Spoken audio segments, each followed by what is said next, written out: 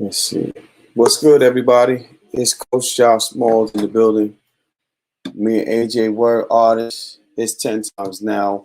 You know what it is. Bring all your questions, all your conversations. Bring them. We're going to talk about them now. I'm sure we're going to talk about some poetry and all that good stuff. You know how we do. Coco, Brandy, welcome to the spot. Yeah, we here. We here. It's about to go down. We're going to talk about some things. And get some things straight. You know, talk about life. A lot of things that's going on in the world today.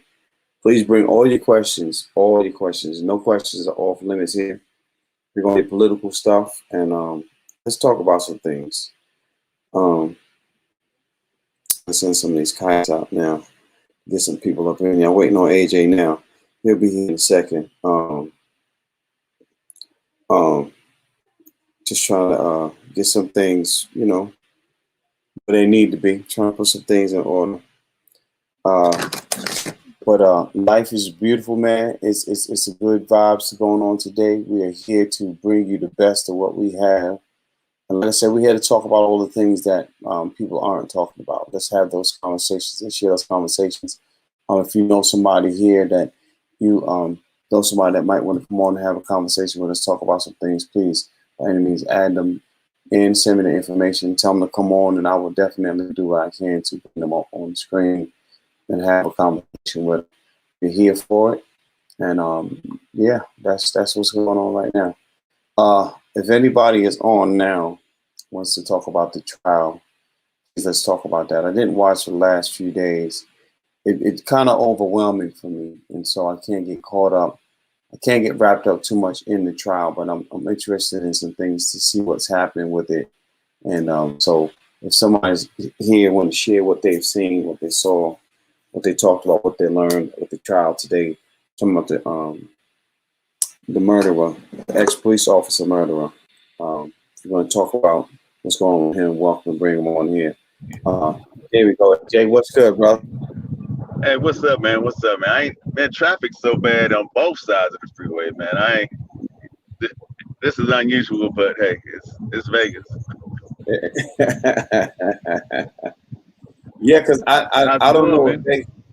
I'm good. You know, I was spending time with the family and all today. I ain't do too much. I didn't even do coffee time earlier today. I needed a break, and I took some time just to stay back and relax. And Wanda, I need you to call me, and just to get some things, you know, clear my mind. And we watched what's the name? Oh gosh, I can't think of the woman's name. RBSPCT. What's the name? The singer. Come on now. I can't. What? Aretha Franklin? Aretha Franklin. We watched the Aretha Franklin documentary. Well, not the documentary, but the little docu-series. Because to me, I saw a couple of episodes. Yeah. I watched a couple of episodes. I hadn't watched the whole thing, though. Yeah, it's pretty interesting. So Tamika's cousin plays Aretha Franklin's mother. Okay.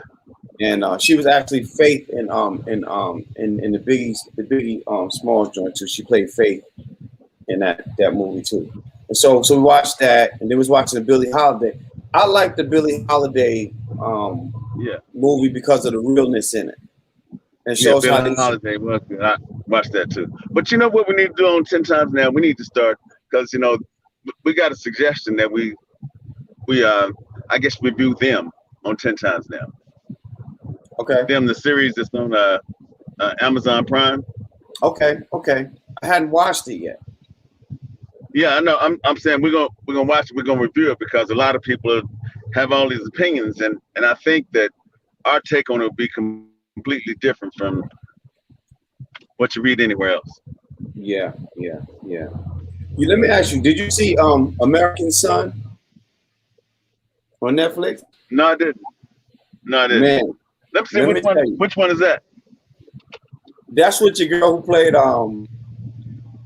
with Kerry Washington. She was married. She had a baby by the white police officer. And the son. No, I didn't see that one. You got to see it. I'm not going to tell you about it, but you got to see that. That was good to talk about.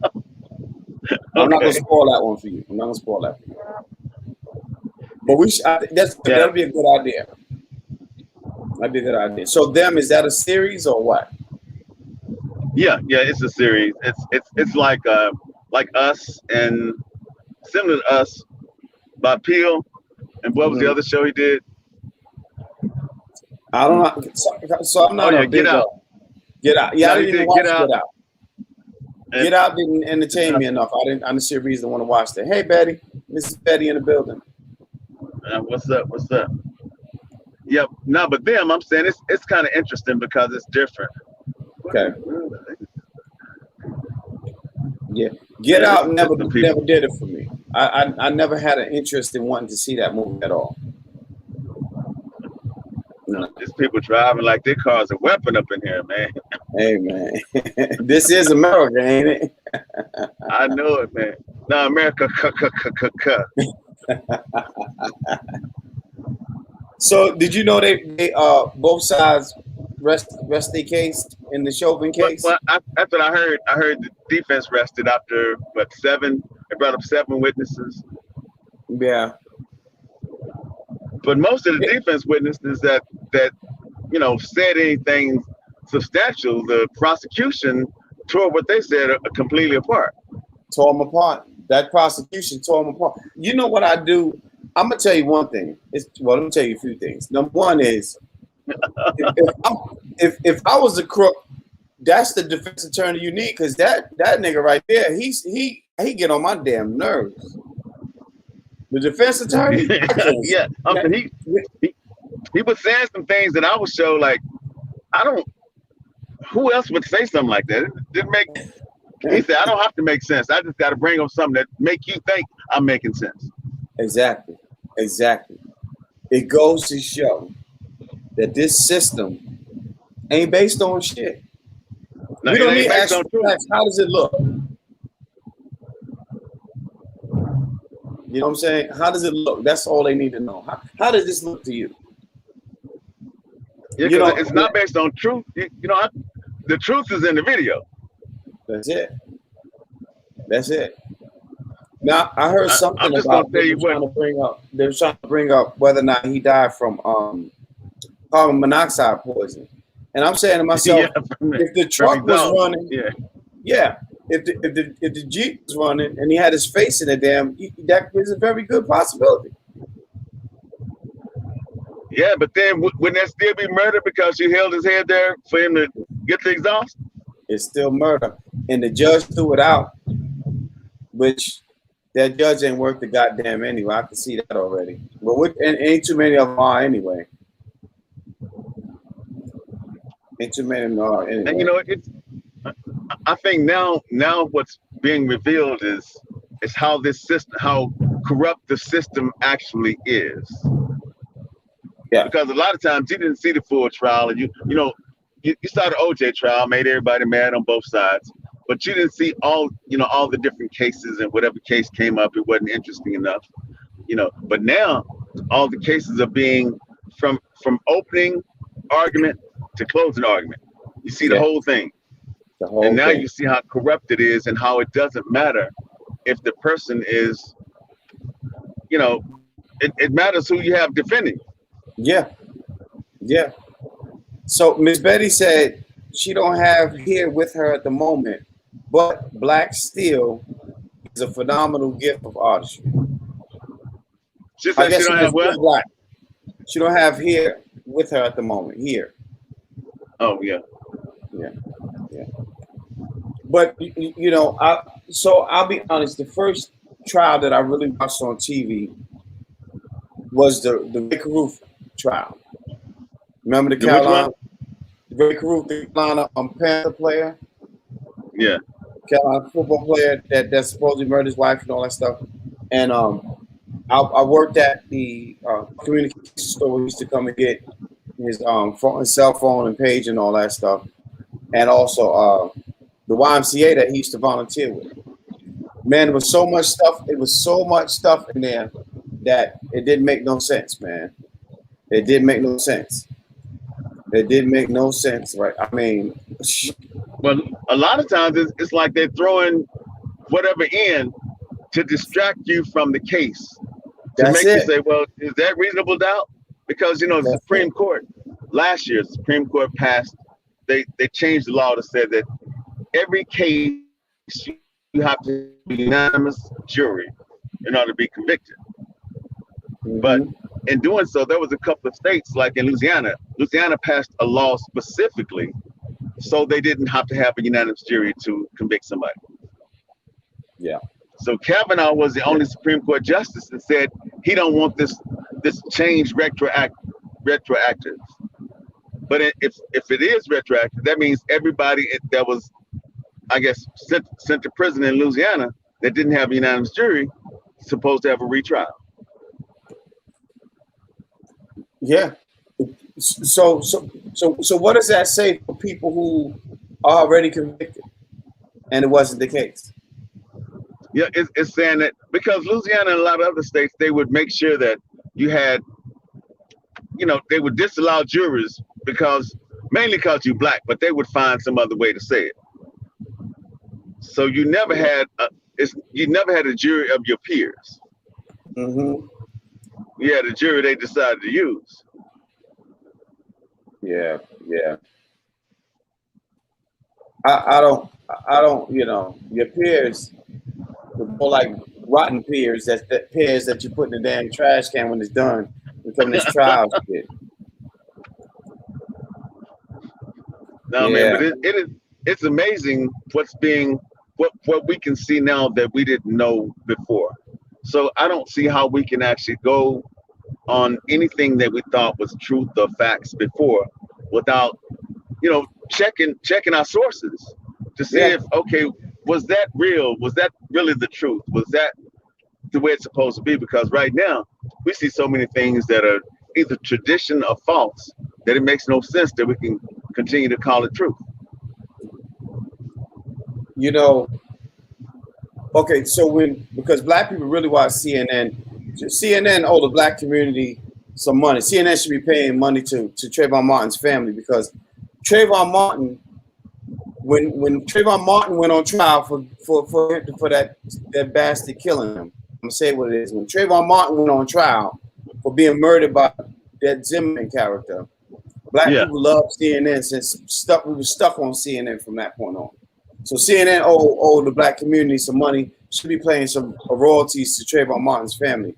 But we didn't know nothing about trial law as a whole until then because we started paying attention. And the way they doctored that up, the way they doctored that whole thing up, oh my gosh. Unreal. Yeah, but the saddest thing is we still aren't paying attention. No. We still ain't paying attention. We still not, making each one of us holding ourselves and our friends and other people around us accountable. Mm-hmm. Because at some point in time, you got to, okay, well, I was wrong about this. Let's correct this. Let's make this right. Yeah. But it's almost like in this society, it's like, well, I don't have to correct them. I just leave the shit there, so can't nobody gonna do nothing about it anyway. Ain't nobody paying attention that way. Because it used to be what they do with the newspapers, they would write the big spread on the front page would be wrong. Mm-hmm. But later on in the week when they corrected it, it would be on the back page in the bottom lower corner, that little bit of correction, because they say, okay, we corrected it, but you might not see it. You ain't gonna see it. We sold enough papers now. It ain't gonna be no big correction. Yeah, ain't gonna be no big correction like the big mistake. And I mean, they put out there's an article. Anybody online right now, Google 1 million black men missing. Article that I didn't know about until somebody told me. I found this out years later. I'm not talking about dead. I'm not talking about kidnapped. I'm not talking about in jail, in prison. Just missing. Nobody can find them.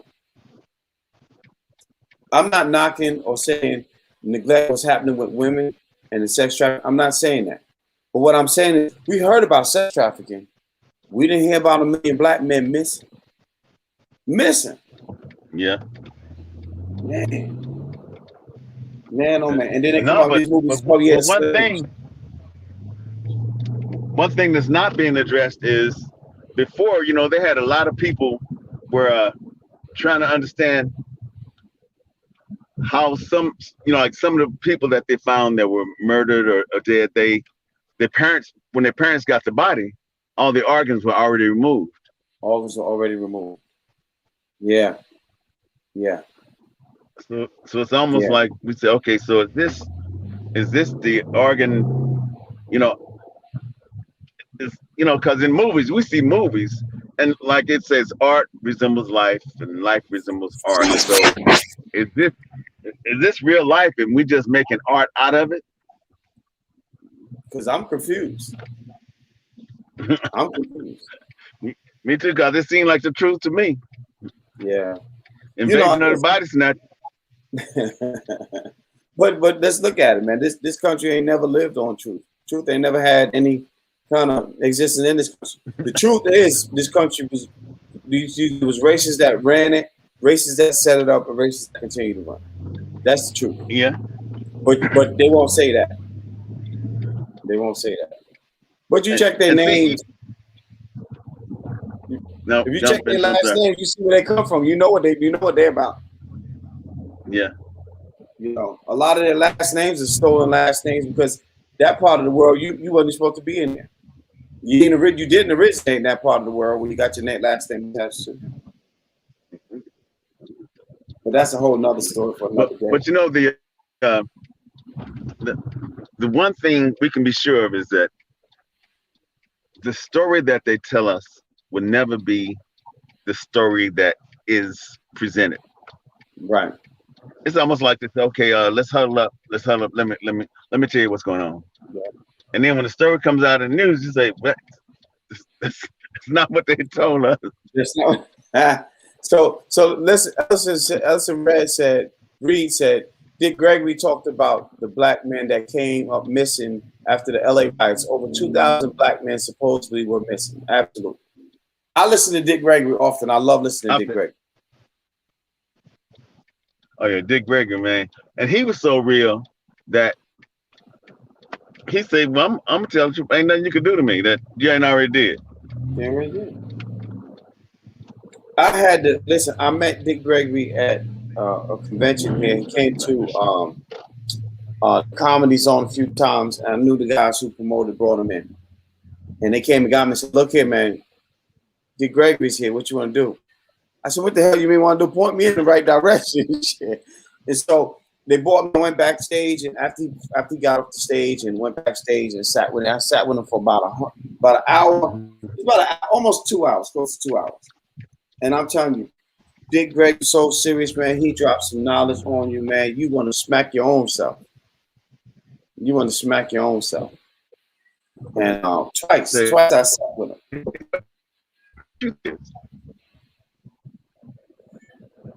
What you think this is? This ain't what you think it is. Yeah, I'm close to the house. Give me about and I'll be logging on from inside the house. Okay, that's what's up. Can you hear me? Yeah, I can hear you. Okay. I hear you. I'm waiting on you. Yeah, so listen, it's 10 times now. Okay. I'm waiting for AJ to come back. AJ's gonna log back on when he get inside the house. He just get into the crib. And he's gonna log on. We're gonna come back in. We just talked about this platform is built for just us having general conversations about things we don't talk about. Everything from politics. If you got some truth that's going on in your community, if you got some people that you want to bring on and have good conversations and talk about some things, this is the platform for that. We want to talk about everything from voting, voter registration drive. I want us to stop saying that our votes don't count. I want us to stop thinking that we should not vote. And I want us to stop not voting. We should always vote. We got to stop worrying so much about putting so much emphasis on the presidential vote and start really working on local voting. Local voting is that is the only way we're going to see change. And I think you should know that, but you really have to pay attention to what's happening. if your governor, your senator is not working against voter repression and shutting down and telling what votes count and trying to shut down places to vote from, if they're not working on that, you should be working on getting them out of office. If you having, look at all that's going on with all of the different injustices. If we're not working, if your governor and your mayor and your all of your elected officials, your senator, if they're not working towards the injustices that are happening every day, look at what's going on in Minnesota, you know, and then look all around the place. I should not be writing poems about 12-year-old boys who are getting gunned down. I should not be writing poems about women who are pulled over and never leaving the jail cell. I should not be writing poems about black men with their hands raised being shot down. I should not be writing poems about Bobby Seals and the things that happened to him and how they destroyed the Panther Party and how they killed Fred Hampton. I should not be writing those poems. But the reality is that they have to be written because these are things that are happening. I watched the Billie Holiday story, and I'm watching how they sent other black people in to set her up. She had an addiction problem. She had an addiction issue. And they went on the addiction to arrest her because she was talking so much truth through jazz music. Music has always been our tool. If you understand your history, you will understand that music has always been an instrument of healing for us. We've always healed through music, always healed through music. We need to get back to those kind of things. And we have to remember that there are people out here who do not want to see us successful. There are people out here who do not want to see us successful. Their idea of success for us is continually being under their foot here, under their boot here. And we need to work towards not just fixing that, dismantling that whole scenario. How that happens, it happens through voting, local voting. We've been asking you to talk to your representatives. Get us an email to your representatives. We'll email them and ask them to come on the show and have the conversation. So here's what's happening. Here's what AJ and I want to see happen. We want no longer to go to a ballot and there are uncontested nominations up there. Uncontested people running for office. If they're running for office, we want somebody, doesn't matter if they go to, we want somebody in place, right? We want somebody running. Nobody should walk into a position. When you get somebody that's on the ballot and nobody's contesting that, nobody's trying to go against them, and it makes you wonder what that position is. When we voted this last time, I didn't even know what some of those positions were. They just came up. And so how do I vote you and there's nobody to vote against you? Doesn't make sense. But we have to learn these things. We have to teach each other these things. And part of our challenge is just being honest with ourselves. Just being honest with ourselves. We need to stop not doing the necessary things we need to do. You know, as far as the voting, getting people to come and vote, talking to people so that they will vote, and find out who they voting for. Who's your representatives? Who's in the area? You know, get them on. Get us an email address. We'll shoot the email out and ask them to come on. So it costs so much to send stamps to everybody. What I found out is you can't just kind of send stamps to one area, not another area. You got to send to everybody. Yeah. You know what I'm saying? And if you look at it, we're all offering them a platform that don't cost them nothing but time.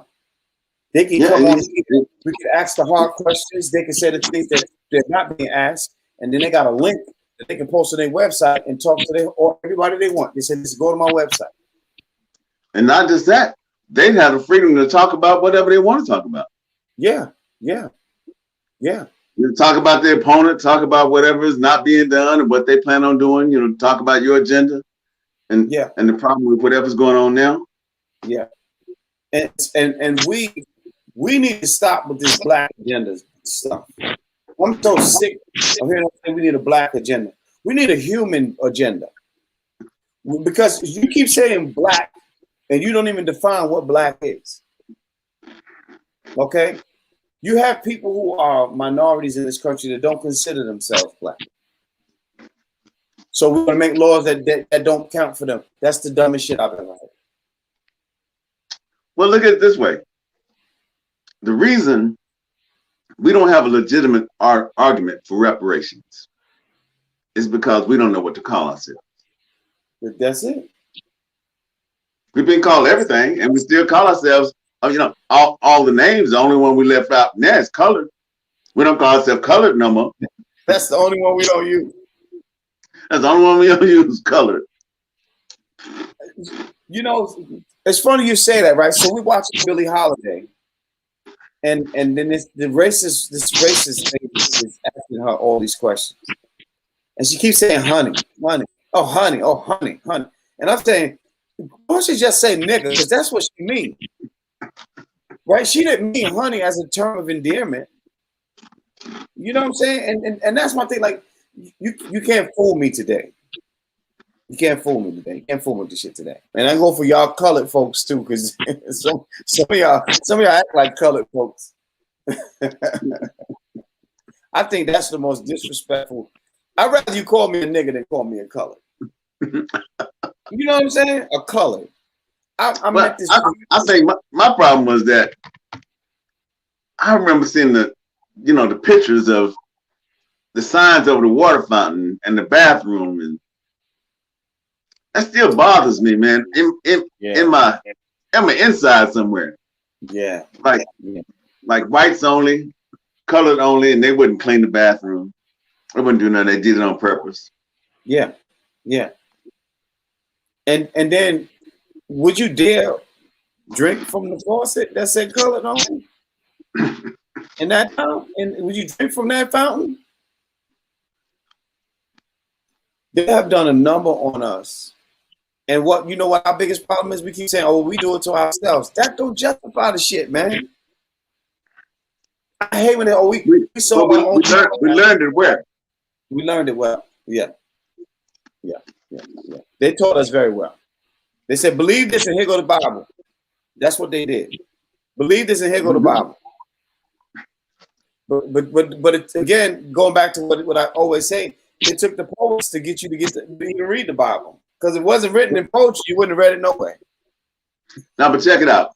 What I was listening to a couple of things yesterday, and they said that this is the first time all the polls that were taken shows that Americans are 47%. 47% of Americans belong to a church. First time it's been under 50%. Wow. And a lot of people saying that what some people said is that they didn't switch because of what was being taught in the church. They found community in the protest and the way in the fight for what everybody's fighting for. That goes back to dressing for church. Dressing for church, that was the first place a black man could be a man. And that was the first place they organized how we were going to fight for the rights that we were supposed to have. So now it's like the church isn't fighting for the rights they're supposed to have anymore because they're kind of satisfied. They just want 50,000 members. They just want tithes on Sundays, 10%. They just want you to, But yeah, I'm saying when I heard that, I'm like, man, that's definitely something we got to include in it. You know what's so profound about that?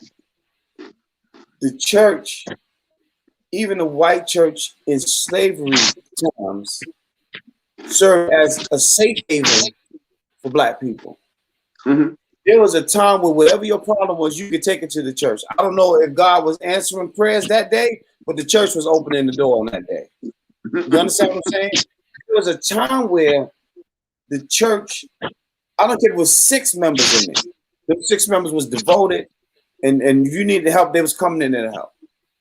Now, you better have the right dress on, and you better not have been smiling with Deacon so too much, and Sister Clara better not know your phone number. You got all these issues. Yeah, and see, to me, that's what we need to talk about it for us when it comes to the church. I'm not bashing the church. I'm saying not at all. I got some pastors that are close friends of mine. I got some partners that grew up. Like one of my best friends growing up, his father was the pastor of the church that I grew up in. Now he's the pastor of the church. Wow. And I'm like, I think it's awesome. I think everything's passed down, but what we've passed down is more tradition than truth. So my problem is, when are we gonna get back to the truth part? What's that? Let's figure out what that is first, right? Because in America, the truth don't have one meaning. The truth is kind of like, you know, like a chameleon, or like when the wind blow, whichever way the wind blow, that's where the leaves gonna blow, and that's the truth in America. In America, truth is a two-sided coin, one side black, one side white. There's three sides. Upside, take your pick.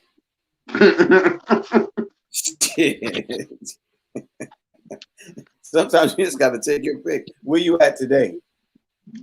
Now check it out. You know, when I called you this morning, I was laughing because I wrote this. It's not even halfway done. I was laughing because of what it is, what it's saying.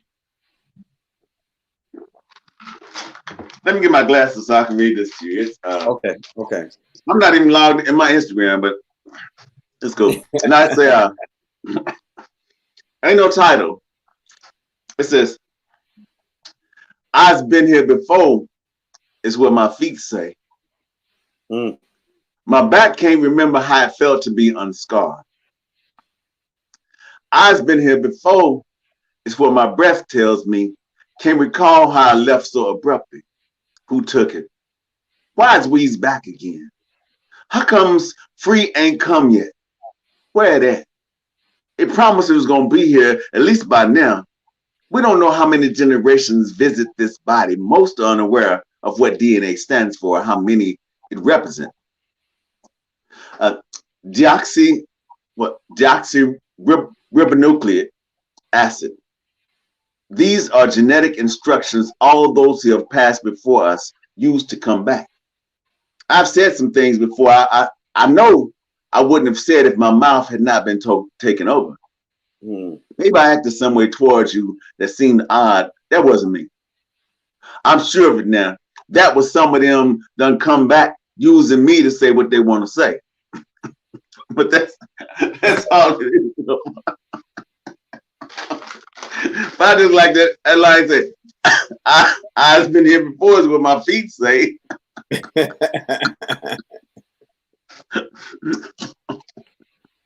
I felt what you were saying about minorities that are not regular. Yeah. You know, there's always a group coming. Let me rephrase that. Whenever black people, not colored people, when black people start something that's moving that has feet, right? It's more than just an idea. It actually has feet. There's always a group that come and take their spot. Yeah, they're gonna borrow the movement. They're gonna get on that campaign and they're gonna borrow the movement. Roll, and they're gonna paratrooper your ass, black ass, right off the plane. You know what I want us to find out is, what was the number of indigenous tribes before the Pilgrims came? And then what is the number of indigenous tribes right now? Because I heard there were over 547 tribes, different tribes right now. Wow. I don't know if that includes some of the Alaskan tribes or some of the Hawaiian, or whatever, but 547 tribes now. But I don't know how many it was in the beginning. But I think we need a comparison. We need to see how America has depleted of people that they hated. Yeah. Somebody they despise. And I'm thinking they despise them because they say, oh, y'all had this land for us. So if you notice, a lot of times they only want one story. They don't want you to be able to tell yours. So if you're still here telling your story, it's going to make their history look bad because their history is a whole pack of lies. It's a whole pack of barbarians. I'm saying, because ain't no Thanksgiving. Ain't no Thanksgiving. They didn't just invite them in here and say, hey, let's have this feast. They came over here and taught the Pilgrims how to plant, how to grow what this land would grow. And they said, okay, we don't need y'all no more. Mm-hmm. As a matter of fact, we want the land where you've already planted the stuff that you're telling us where to plant. That's what we want. We don't want to go over here and dig. We don't want to go over here and plow and sow and do what you told us need to be done. Why we got to do that when you already got land that's already been done? You know, it's so much to that because number one, first of all, when they came over here, the people that lived here didn't eat the shit they was eating for Thanksgiving no way. Let's say that. They wasn't eating none of that. Okay. Then you look at it, not only did they take and corral them into certain areas, right? We just got to remember, and we'll go to the history in a minute. But once they corral them into these areas and say, okay, you got to live here and you got to live there, all of their practices, these barbarians and these Vikings and these pirates decided, well, all your practices is illegal. Yeah. Mm-hmm. And then they said, well, I'll tell you what, show me what you're doing. And then they learned it, found a way to manufacture it another kind of way, and said, now you can do it legally if you get it from me. You can't grow it like you used to. If you get it from me, it's legal. You can do it that way. But I'm saying like the Trail of Tears, if you read the whole Trail of Tears, you will find that they found that the property that they were living on had value. Mm-hmm. So they sent the troops not to move them aside and use the property, to move them thousands of miles away by foot. So the Trail of Tears is all these people that died of famine, of war, of fighting, of just the travel, of the hardship of travel. And it's like, they didn't care. I just want you to walk so far you don't know how to walk back.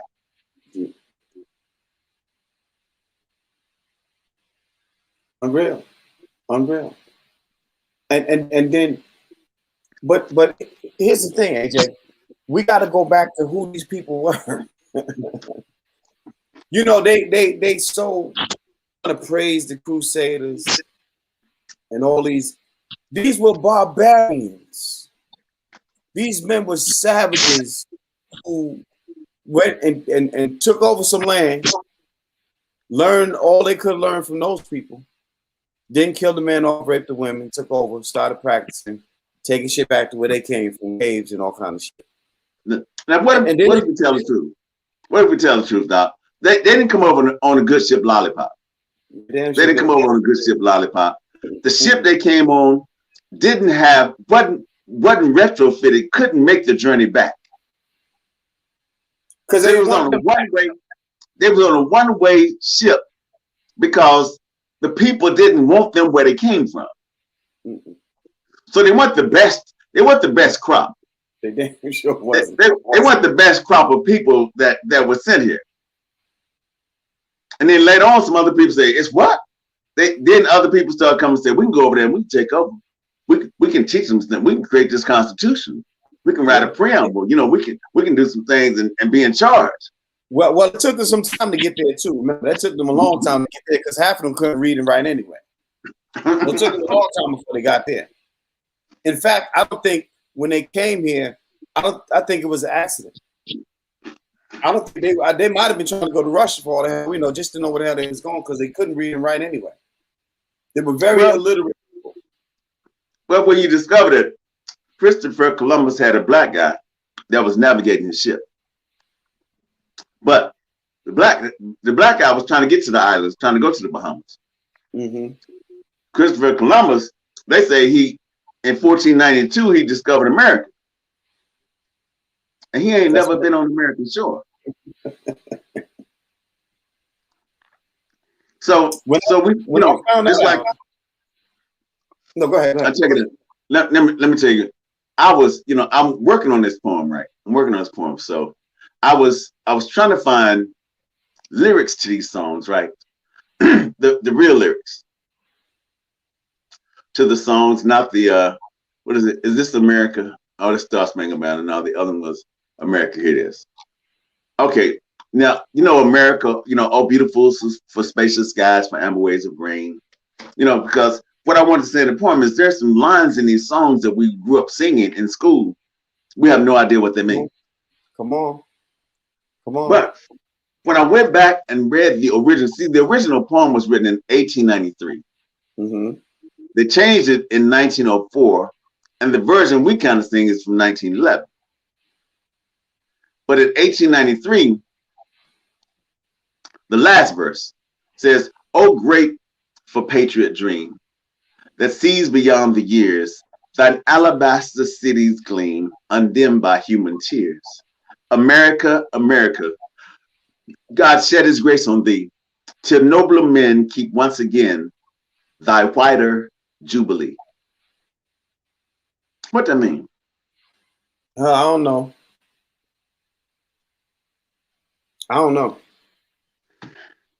I'm saying, what is whiter jubilee? What that mean? I'll go with whatever you decide that sounds the best. and then in the third verse of the Star Spangled Banner, this is what it says. It says, "And where is that band who so vauntedly swore that the havoc of war and the battle's confusion, a home and a country, should leave us no more? Their blood has washed out their foul footsteps' pollution. No refuge could save the hireling and slave from the terror of flight or the gloom of the grave.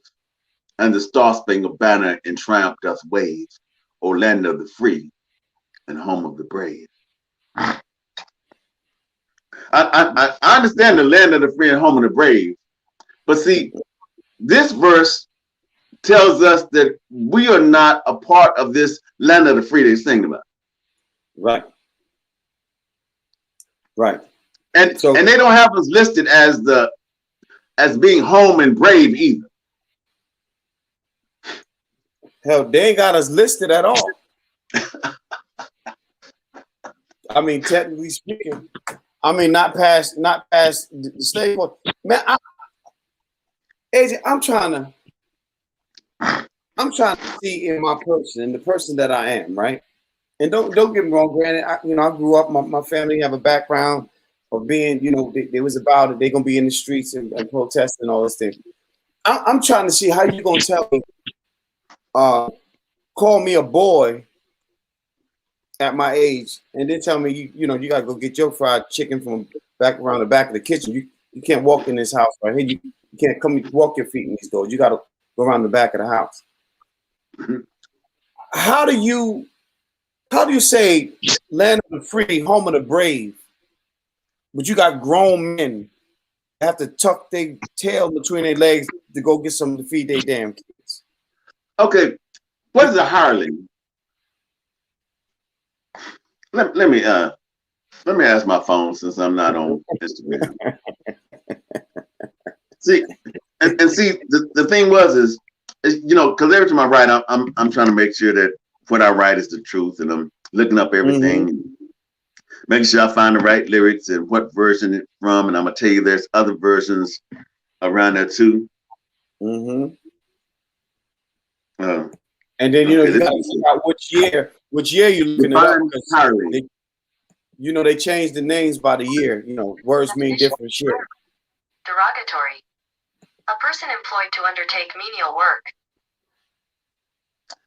A person employed to undertake menial work, the poorly paid hirelings in their shabby clothes. A person who works purely for material reward. The management and board of directors are just hirelings to the stock owners. That is not, I don't know why they wrote that in there, but that's not, But because it sounds pretty. Yeah. But it says no refuge could save the hireling and slave. Okay, I understand. The hireling, it's a they're low, but we're lower. Yeah, that's what they're saying. The hireling was, the menial workers, and they say and slave from the terror of flight or the gloom of the grave. So they're afraid to run. They're afraid to leave, afraid to go. And the gloom in the grave mean that you kind of going there soon. Yeah. You flirting with it right now. Okay, Josh, so do me a favor. Place your right hand over your heart and we finna sing this song.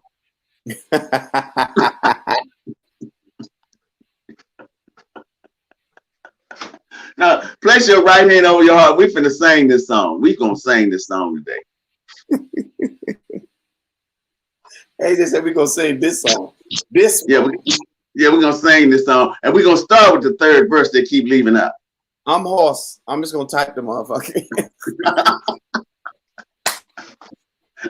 Now we're gonna start with the third verse they keep leaving out. And see, that a lot of people, I don't think even the people that was mad at Kaepernick for kneeling know that the third verse has these words in it, because they've been skipping over the third verse for a long time. A long damn time. A hell of a long damn time.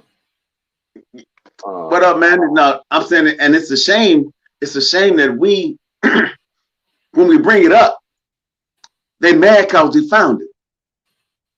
Yeah. Very mad. Where y'all get that from? Wait, hold on. They changed the word wretch a long time ago. Now the word wretch means an unfortunate or unhappy person. A despicable or, man, listen, I don't have time for this foolish shit that America like to do with changing these words. That's why you got trap rappers now.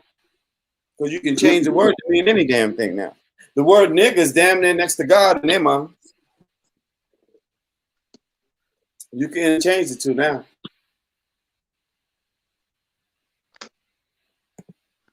I don't know what we're gonna do, AJ. We're living in the land of the Vikings, the cannibals, and the barbarians.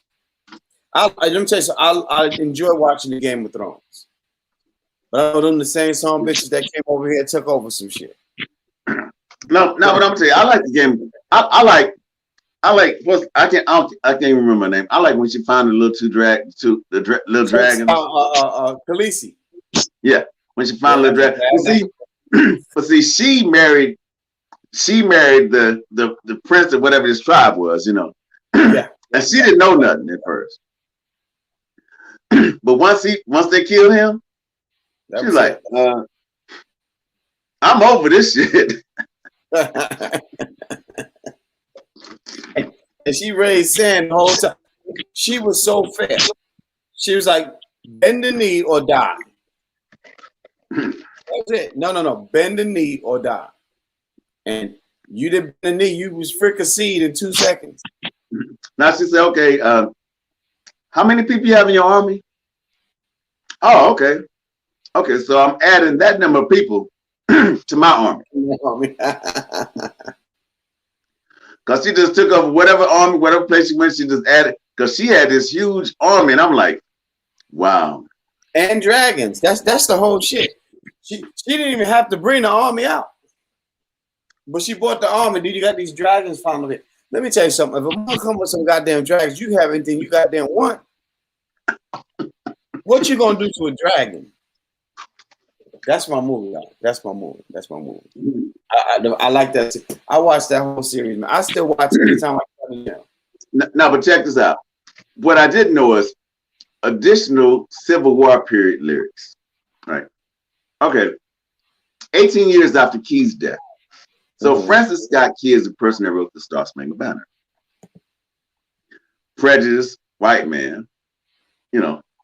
So 18 years after Key's death and the indignation over the start of the American Civil War, Oliver Wendell Holmes Sr. added a fifth stanza to the song in 1861, which appeared in songbooks of the era. The fifth stanza to the Star Spangled Banner, which I never knew was the fifth stanza. A lot of people didn't know there was a third. But there's a fifth. That's crazy. Kind of like Beethoven and shit. But anyway, the fifth stanza says, When our land is illumined with liberty's smile, if a foe from within strike a blow at her glory, down, down with the traitor that dares to defile the flag of her stars and the page of her story. By the millions unchained, who our birthright have gained. See, they're saying by the millions unchained, who our birthright have gained. They told the slaves if they fought on their side, they would be free. Yeah, That's what this this line is saying. And I'm saying I never saw this anywhere. So I didn't know that somebody had documented historically that they lied to the slaves, say, okay, if you fight on our side, we're gonna get you some free. It said, by millions unchained, who our birthright have gained, we will keep her bright blazon forever unstained, and the star-spangled banner in triumph shall wave, while the land of the free is the home of the brave. See this right here? Google Whipped Peter. Gordon is his name. They call him Whipped Peter. Everybody who got their phone out or they could get on their computer, if you got, Google that and put it Google images and tell me what you see. I think it's a way I can share that screen. Let me see, because it goes right along with what you're saying. Because let me see if I can find a picture first, and then I'm gonna get into that. Because I'm gonna learn y'all some shit today. I'm gonna learn y'all something today. This blew my mind when I saw this, and I think I can share it. Let me see if I can share this here. And okay, while you're looking that up, the reason I was bringing this up is because during the last administration, they said there was no such thing as intrinsic racism, right? So this present administration is saying we need to fight intrinsic racism. So now we see 43 states trying to enact 150 or so different laws to, hinder us from voting, which is a racist act, which is what Jim Crow was about, which was what the little tax and the poll tax and all the other things that they're not adding, but they might as well. Right. But now we see how this was done back then in such a sly way. That racism was so intrinsically back then. How could it have disappeared by now if the same people still running the country, still singing the same songs, still placing their hand over their heart, talking about the hireling and slave, still. And I'm like, so we are supposed to believe you now when we believed you then, right? And that got us where? I can't figure out how to share this damn screen, but he disappeared. He's trying to find this Gordon Whipped Peter.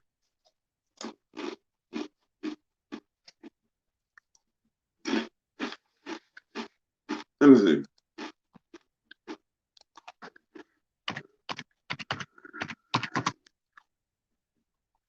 He did say Gordon Whipped Peter, right?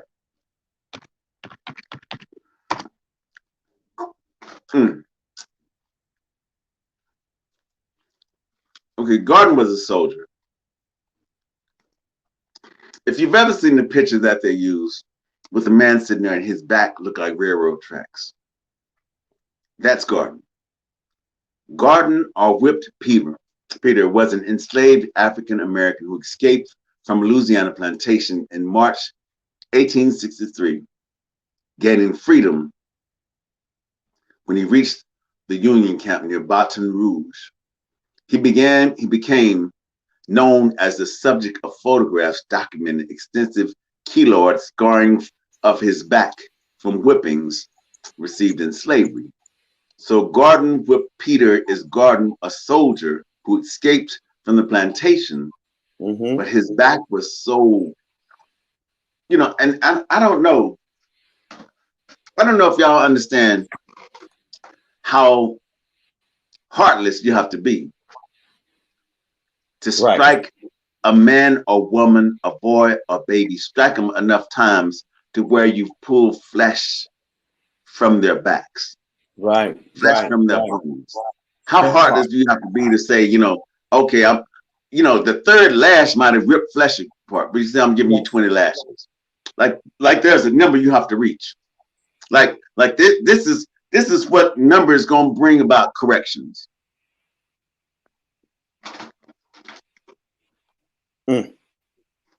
Okay, service branch, United States Army. Now, wait. Let me go back to Whitfield. The thing about it was, reason why I wanted you to pull that up is because of what you said. They used that picture to recruit other slaves to come and fight for them. And then you look at the picture, and it's like, you got to be kidding me. You got to be kidding me. Who is this campaign? I don't know what your campaign is. I'm not going to bring you up. I don't know what your campaign is, and I need some information on you. Somebody, their name is something campaign, and I'm not going to just bring your campaign up because I might not be affiliated with your campaign movement, and I don't want to, do that to myself. Yeah. But if you want to come on YouTube, Coach Josh Smalls on YouTube. Come on here, and we can have a conversation, and then we can see if it's something that we can bring up on the screen. Because I mean, all due respect, I just don't know, right? And I don't want to be involved in a heated conversation that really doesn't pertain to what we're doing. But yeah, come on YouTube, and we can have a conversation. Then I can bring you on it. And what were they saying? I don't know. They were wanting to come on the screen, but their name is Ariel campaign or something, and I'm not sure, what that is. And I didn't want to just jump and be like, the internet is kind of weird, people who got their own things, and it might not be something that I'm ready to deal with. Yeah. Right. That picture's very. What did they? Whoever said proof is in the pudding ain't ate Jello. Huh? Yeah.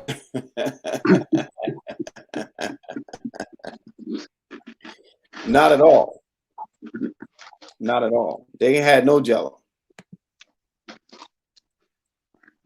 And that's what it says. It's known for pivotal figure in exposing the brutality of slavery. So that was their representation of how brutal slavery was, although they also owned slaves.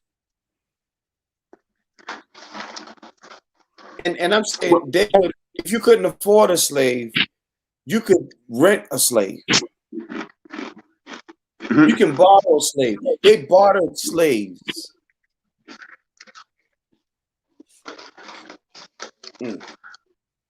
How does that conversation go? We treat our niggas better than them.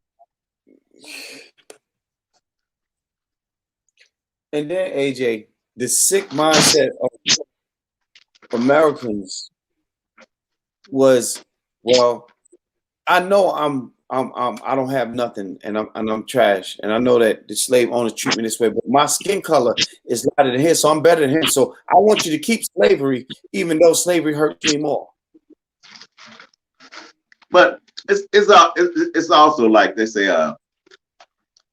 when they say welfare is like the black come up on, and when you actually look at the statistics, more white people on welfare than blacks. Yeah. I'm an activist, spoken word artist, ex-prisoner, shot a sheriff's deputy in 1999. I lived on death row. Oh yeah, I don't know if that's the person I talked to. So. Wow. Bring him in. Let's see.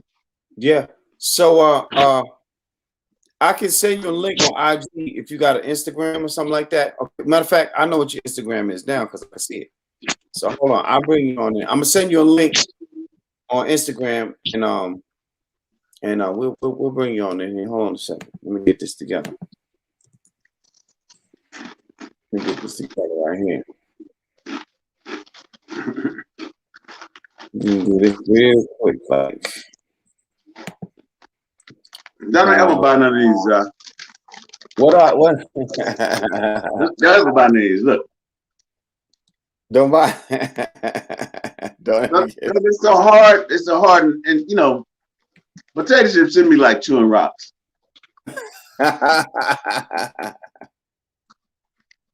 You know, it should be like at least you eating something you want to eat, not just chewing rocks because you know you're hungry and shit.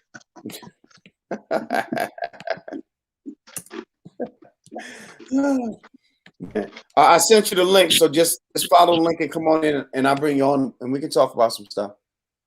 Oh, Yeah. They just said I'm now, but now I'm hungry because you be eating chips and shit. I ain't bring no snacks up here. I ain't got no cookies. I didn't bring no coffee up here. You know that ain't normal. I ain't got no tea. I just got water. I just thought we started a little man. Traffic. I ain't seen traffic this bad in Vegas. I don't know what's going on. You got me eating cheeses. Jesus. Now I ain't. Now if you eating the hot cheese, you know, the little hot Cheetos, the hot ones. Yeah, I can relate. But yeah. but cheeses is the one in the little box, ain't it? Yeah. Little crackers. Yeah, I eat those, man. Okay, there go my man. Campaign.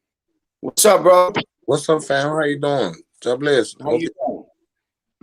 What's up, my man? Good to see you again. Yes, sir. You too. I follow you around. That's how I know I'm gonna be famous.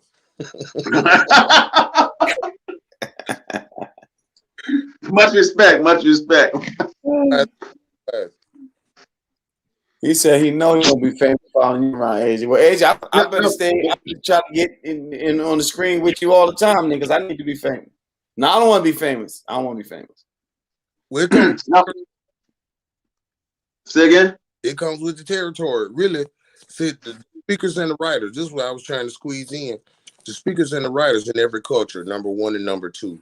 A lot of times, what you is the person spoken word. They're just feeling it in them, kind of like some of our presidential leaders of time, president past. They just had a stick on their back holding them up, and they had the loop going in their head of the verse, what they're supposed to say, but there was really no content. But the writers have this ultimate power. And see, what have happened was while we was all sleeping in the days, they wrote death over our country in the poetry, in the songs, in everything. And now we see product of that death. So anyway, I'm gonna speak life.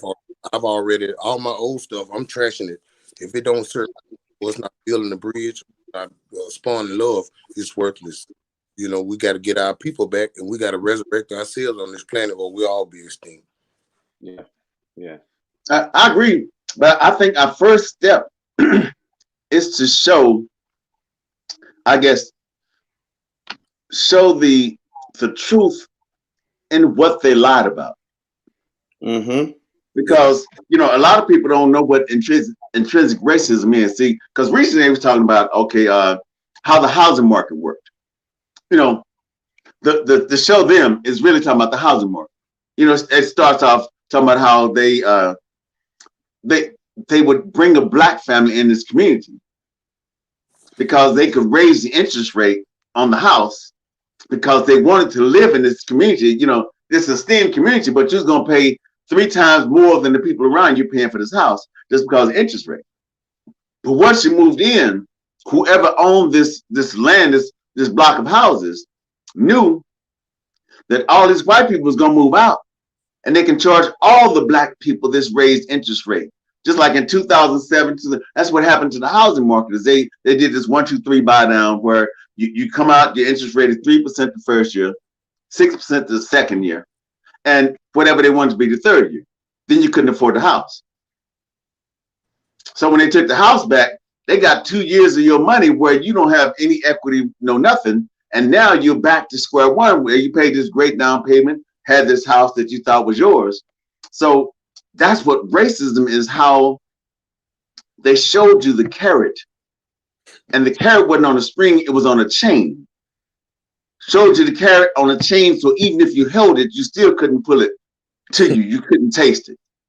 So now here we are trying to figure out how did we get where we are. So until we actually reveal, like that's why I was talking about the Star Spangled Banner in the 5th verse. I didn't know there was a 5th verse, but the line in it that was so shocking to me was what it says, by the millions unchained who our birthright have gained. So they were saying that they offered these slaves, if you come and fight with us, we will let you be a naturalized American citizen. You will be like us. You will gain this birthright that we have, although you were probably birthed here too. But that was just a caveat, a carrot that was offered. It was never given. So when we look at all the things that they've said, that they promised, that this all the amendments that were made, and how they let the Supreme Court in 2013 delete so much out of the voting rights and all the other amendments. That's the only way these states can do what they're doing now, because they tore it apart to where they made it vulnerable to whatever anybody else wanted to do. All these things are purposely. So these things don't happen per chance. So we can't know what intrinsic racism is until we see that racism is still alive today and kicking. You know, if I could, I'd like to say, I know exactly where it came from or how we arrived at this position today. And of course, everything you said, I could only say but it started with the school, when we allowed people who don't have our inherent best interests at heart, like Malcolm X say, if they don't treat you right, they definitely not going to teach you right. So anyway, the hand that rocks the cradle rule the world. So we send our small children away to receive education. Now I can just come up with a list of videos how to run into the hundreds where the teacher calling them the N-word. You can't learn from anybody who's disrespecting you and your culture and telling you, you know. And then the other place that we all been lied to collectively in the society is the so-called, well, I ain't gonna call it the church, it's the building. Because Christ got awesome church, but it's not the buildings that's in America. And you can tell that they haven't preached love or fomented love or togetherness, and they haven't got down with the people that we arrived collectively at the place that we are today. Absent. They haven't done what they supposed. They got the tithe money, but they didn't go out and support God's people. They didn't fight God's people. But let me interrupt you, because I can't let that blanket statement live, because we can say that there are churches that don't, but I know some that do. Oh, well, that's right. Okay, collectively. I'm saying I know some that do. So I'm just saying I understand what you're saying, but we can't offer a blanket statement covering everybody when everybody shouldn't be covered. Okay, can I just make a statement? There's a type of love that is transcendent, right? That's all I want to say. If it is present in the world, and I know that it is, somebody love me in an immaculate way, that's why I'm here. I'm not saying it doesn't exist in total. I'm saying by the in large, I can only look at the impression that I see in the world. They haven't taught very much love, because you say Christian, everybody make faces, you know. So yeah, I agree, but I'm just saying, as far as what we're saying, see, this is recorded. This people will watch this over and over. They might not see it till 2 or 3 years from now. But I just want to say that we are making sure that what we say is factual information, and we're making sure that I'm not going to blanketly cover you in something that I called bad when you're not that part of bad that I call bad. Well, I don't have any, like I said, I made a delineation when I said the building from the Lord Jesus Christ, because I know that those buildings do exist. But if you watch the trend, you'll see that it's a lot of pastors just in the pulpit. They just making it up as they go along, black ones and white ones. And there's a lot of black ones that have robbed their neighborhood and the community of the power because they spent primary time being a gigolo. I can only speak to my own life because I'm a PK. I'm talking about my father. I loved him, but his passions and his lust. And he was just a man. And these many others, you know, they are. This is not about church. It's about, it for me, self-determinism. No church, no organization, whatever, is going to what? The love of Jesus Christ alive in me is going to make me strive to be the best I can be. And I'm not waiting on anybody to fix it for me. I'm getting out and spreading my dreams beneath my feet and just rallying. Just basically, if one catch fire, two, and the power of two, exponential growth, you know, by knowledge, of course. But I'm just saying, like the old victimhood they did this and they did. It doesn't even matter anymore. That doesn't. I finally figured it out for myself that you can't wait on anybody. This is your campaign. This is what the real campaign is about. It's actually about real. I'm gonna say this. I agree, but the only way we can actually teach, when you teach somebody, you got to start with the foundation that's set.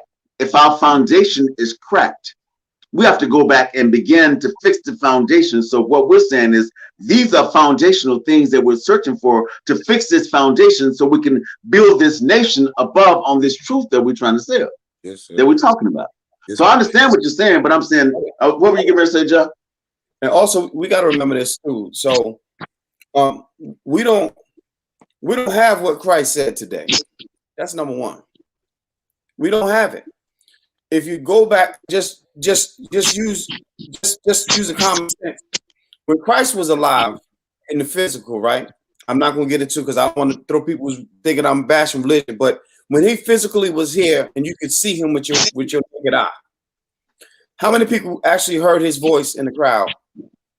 And when you got hundreds in front of him, it's not going to reach but so many people. So the word have to pass from one person to the next. So we already missed something, right? Now, and this is before even Christianity became a religion. But what he taught was right. It was true. It was just, but it wasn't religion.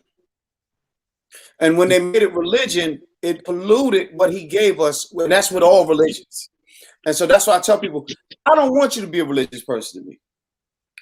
Believe what you believe, share what you share. I mean, but when we start saying how religion is going to always control, that's when we fall off. Mm-hmm. If we take this break down the word religion. If religion is two words, religion. Re means to get back, and religion means God's way or God's path. Then we shouldn't need religion our whole life. In fact, the very nature of which we call ourselves Christian, if Christ died for your sins, you should have found it to be good for the rest of your life. But we continue a cycle with something that is not supposed to be a continuous cycle. And so that's why I think, and that's just all religion, but since we talk about Christianity, just going there, that's what our problem is. We are stuck in the idea that, okay, this is how it was supposed to be, this is how one day it was. And now it's not that. So how do we get back to that? No, you shouldn't go backwards. You get it and go. And we stuck in the here and now, if you will, right? We stuck right in the here and now with no understanding of where it all originated from. That's our biggest problem. Yeah. And that's why I was saying we have to see, in order to teach somebody, you first have to find out where they are. Yeah. I can't, and that's why they start, okay, in the first grade, they say, okay, we're going to teach you the foundation of you won't know how to read as of yet, but we're going to show you these alphabets. We're going to show you these numbers. So we're going to build a foundation of where this information will come from and how it will come to you. So if you're ahead of the game, so let's say we're ahead of the game, but we know there's cracks in this foundation. So we got to go back and say, okay, so where do these cracks come from? Not who made the cracks. It don't matter who made the cracks. See, it matters that how we going to fix these cracks. So that's why our conversation started is, how do I show you all these cracks in our system so we can actually build us better from this right now? That's it. That's it. I got one for that. Just in the young men I see in my daily life, and I say in a small town, it's less than 30,000 people, but it's been 4 homicide or 4 gun-related murders in 3 weeks. I mean, it might have been 4 murders last year, but anyway, this thing that I understand is called a false manhood paradigm. See, I understood this when I arrived in prison and the cell door closed, and I did them 9.5 years in the 23 in one cell. I got it. False manhood paradigm. See, people kept telling me about what a real would do. So I would act on the basis of what a real would do. But see, I found out real means actual. Is a created entity. You can't, those are misnomers that doesn't go together. See, and then you have who are defining what it is to be a real, you know what I'm talking about? So here they go, ride with my guys, the bro code and all this. So, so you end up with a situation where The music, like the Pied Piper, is running the people and a bunch of false manhood paradigms about what a real would do. And so we got to build verbal, literal structure of manhood paradigms that are not rooted in falsehood. No, I agree with that. I agree with that for sure. Because, but see, first and foremost, a lot of times you have to be the example of what you say, because our whole conversation is, okay, so what's your follow through? How formidable is your follow through? You know, did you say this? And if you did, what action was taken after that? Does your feet match your lips? Does your sound carry you forward? How fast can you move? If your sound said this is going to be, how fast can you make this be? Or do you show them that it's going to take a minute? I know how to get here, but getting here from here with all these obstacles placed in our way is going to take a minute. Let me show you how to move some of these obstacles first. Yeah. Well, I figured this out. At least thus far, there's no crystal stairway. The same way that yeah, life ain't never been no crystal stair. I'm for sure. That was definitely. Yeah, so we got to this process one bad act at a time, and how to evil reign. Good people stand by and do nothing. One person at a time, all the way down the line. So anyway, you know, we could and just go from here where we are. Understand, one person at a time is the way back. That's how we got here. Way bad, then we go back way good. It's a love campaign, really. I'm gonna tell you what. I am not an important or substantial person. This is what I am. I got the idea that the time has come. It's love revival. I just feel it. I can feel it on the horizon. It's nothing special about me. I came back from the gutter. You hear me? I was damn near dead. It's just I've been resurrected for this little message. You know, little jitterbug days in the night. Here it is. Love wins. End of story. And that's how it's going to end. You know, hate is, I've been on death row. Like I said, I didn't kill anyone, but it was a high profile case. I had to stay there. And I met some of the most nauseating killers. Some people who kill for sex, some people who kill for hate, some people who kill for control. And I just listened to them and I just learned from them some of the deepest, coldest, most cunning game. And in the end of it, they said, listen, man, you're going to get a chance to go back and tell some little kid somewhere that this ain't the place. It's a better life. He said, nobody cared enough about me to tell me. So anyway, here I am. I made it out of my own cords of my sin, and I made it back to the stage. I'm at the table now with the greats. You know, ye are gods. And sending the God bless, man. It's a love campaign. Love wins, man. That's what it's all about. Now, this is just sent to me, right? Since our conversation was talking about, you know, fractures in our foundation and truth and how we do something. It says, the hood made me realize that crime succeeds because crime does the one thing the government doesn't do. Crime cares. Crime is grassroots. Crime looks for the young kids who need support and a lifting hand. Crime offers internship programs and summer jobs and opportunities for advancement. Crime gets involved in the community. Crime doesn't discriminate. And that was from Trevor Noah's, from Trevor Noah's Born a Crime. I'm gonna add to that because crime doesn't exist when opportunity is present. Oh yeah, and that's the biggest thing we miss. Because when you're in the hood and you don't have no, you don't have no know-how, you're gonna either starve or you're gonna find a way to eat. And what we don't understand is America loves that. America is built on that. The more you need, the more you know what I'm saying, the more control she has. I'm gonna tell you, it's simple. I say it all the time. I always say it takes a little bit of change to make change, right? Here's what I tell people to do. Don't believe nothing I say because I ain't nobody. Don't believe shit I say, right? Go on YouTube and Google when the people are tired of having dictators running their government, running their countries, and doing all the wrong shit. When they get tired, and I'm talking about third world countries where they don't have a job. The only job they have is to wake up and go get some oranges and go on the side of the road and sell it. Hopefully the land work this year. That's their livelihoods. And they actually say, you know what? No, this ain't how we live, and they gotta go. They don't go and kill people. They don't go shoot shit up. They don't go rob nobody.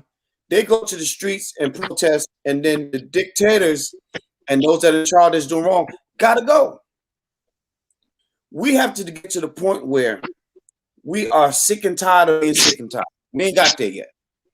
We don't get there till we hit home, until this little JoJo around the corner, and now the neighborhood is doing it. People seeing it on TV, and it look good. It look good. We ain't sick and tired yet. It is more black people in this entire globe than anybody else. And the moment we realize that and realize that our control, I'm not saying that we're supposed to go and try to storm the Capitol. I'm not trying to incite no riots. I'm not saying we need to go be aggressive and do all this unlawful things. I'm just saying collectively do one thing. That one thing could be don't turn no lights on, don't turn no TV on, don't spend a goddamn dime. Sit your black ass in the house in the damn dark. You know what's gonna happen? They're gonna come knocking on the door. Wait a minute. Richard Pryor said a junkie ain't scared of a wine ain't scared of nothing but running out of wine. America is drunk off of finances. The world is drunk off of finances. Stop the money from moving. They're gonna ask you at your front door, what do you need? Because I can't make it. It's simple. But John, check this out. Back to where we started. We're gonna get back to this. But where we started, I didn't finish my my declaration when I was talking about the Star Spangled thing we was talking about. Mm-hmm. And this line says everything. It says where was it? It says okay.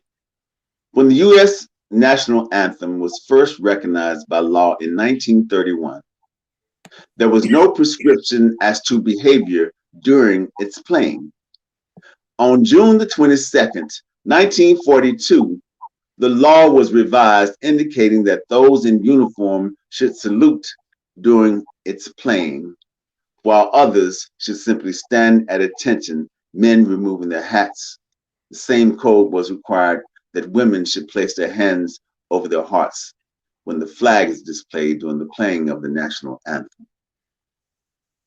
And this is the one that has this the third verse that nobody ever sung, and we didn't know they was talking about, killing niggas.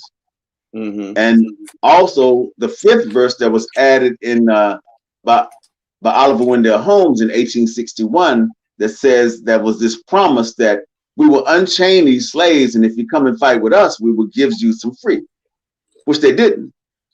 Mm-hmm. But all these things go back to where we saying intrinsic racism lives, where it came from. It came from all these promises and all these lies, and our action to us believing that the lie was the truth. So we would go and do what they asked us to do, and they would be like, what, Lucy again, pull the ball back so we couldn't kick the field goal.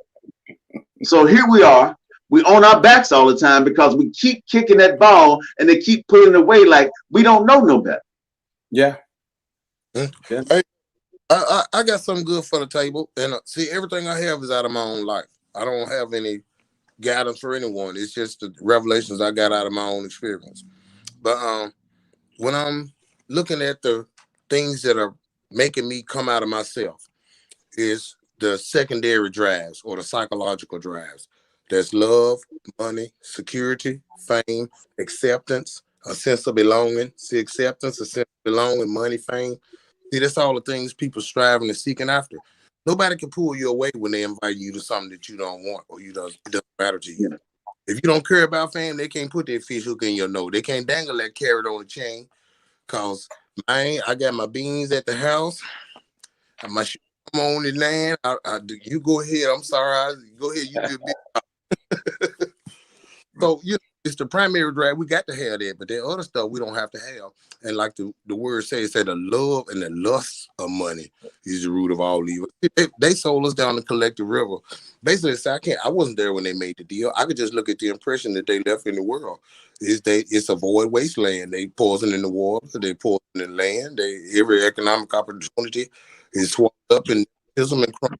And so anyway, we economically starved, like my the winos in the neighborhood. That's the only one that ain't scared. Everybody else is, Yeah, but look at it this way. I'm saying it's like in America, we're still struggling to buy our own freedom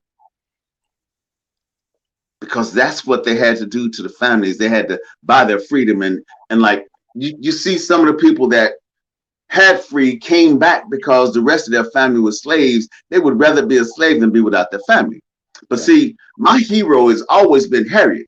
See, Harriet was this Harriet over a 10-year period made 16 trips over 800 miles each to take some people she didn't know to a place they didn't know how far it was.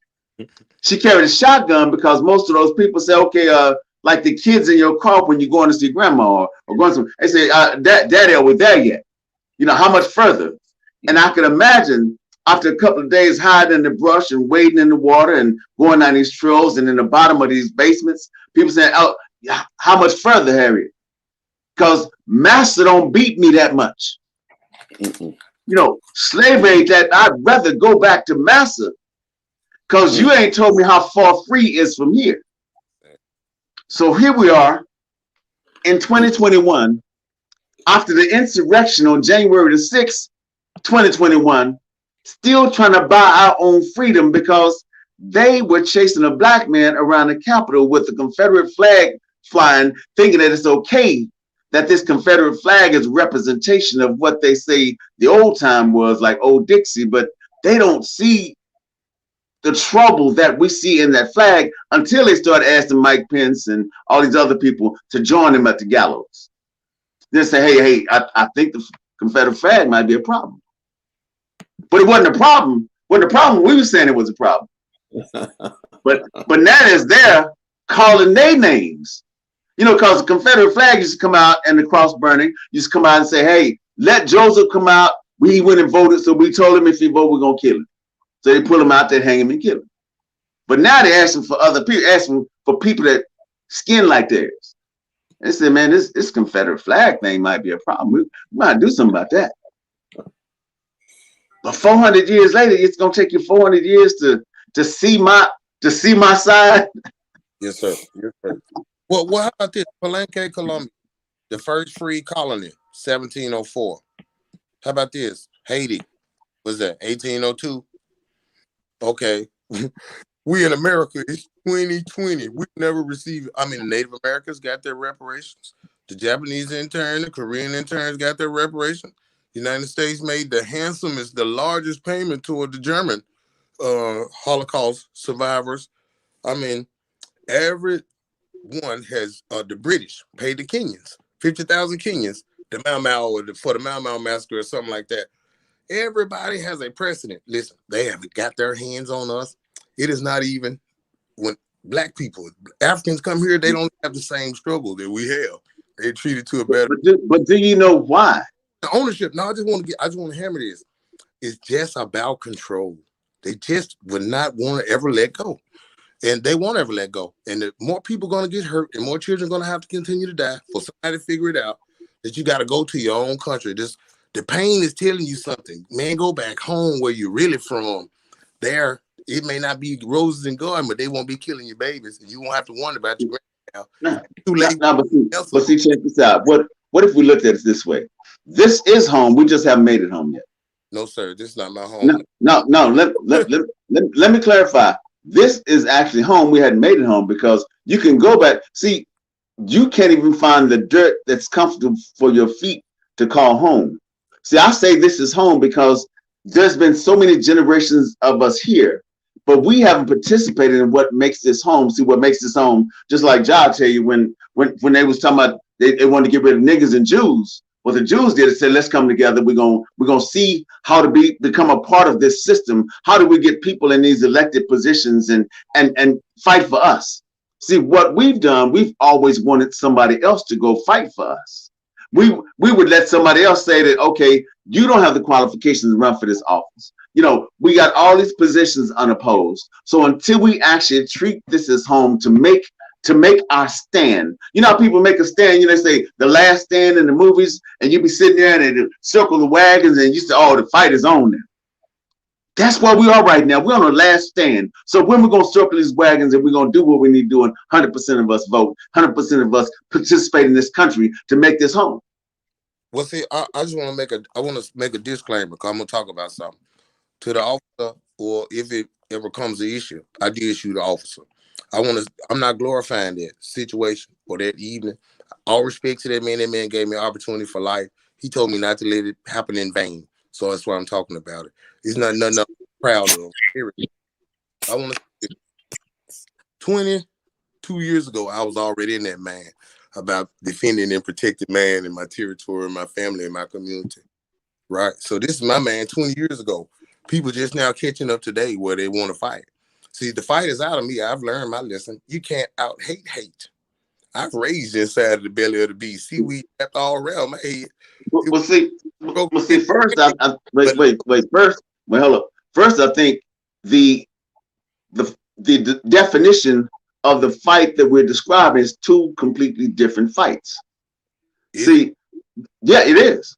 And the reason I say it is because, mine is mental, because we've let other people control our communities. We've let other people run our communities. We haven't participated in the system. We don't even know who the city councilman is. We don't know who our attorney general is. We don't know when the senator's position is up. If it's 2 years, if it's in 2024, 2026. So my fight is this fight. My fight is saying that it is time for us to fight at the ballot, to come together, because what everybody should have learned this year in 2020 is that it scared the shit out of people when all these people voted. When Florida came back and they had this runoff, and all these people voted. So now they're trying to change 153 laws in 43 states to make it harder for us to vote, because it's like people are finding that the fight I'm talking about is the fight at the ballot. How do we become participants in this system by not just asking somebody to do something for us, but us doing it for ourselves?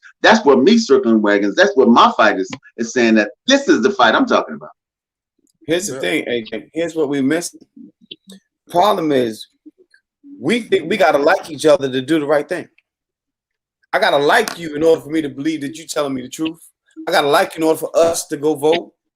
You know, white people don't like, a lot of them don't like each other, but they'll vote on the same shit to keep shit the way they need it. We hadn't understood that yet. We think I gotta like you, or like the way you dress, or like the fact that your kids keep walking in front of my yard making all this goddamn. I ain't gonna like none of that shit. But I like me some free. And if you like free enough, you will do the shit you need. It is a simple thing.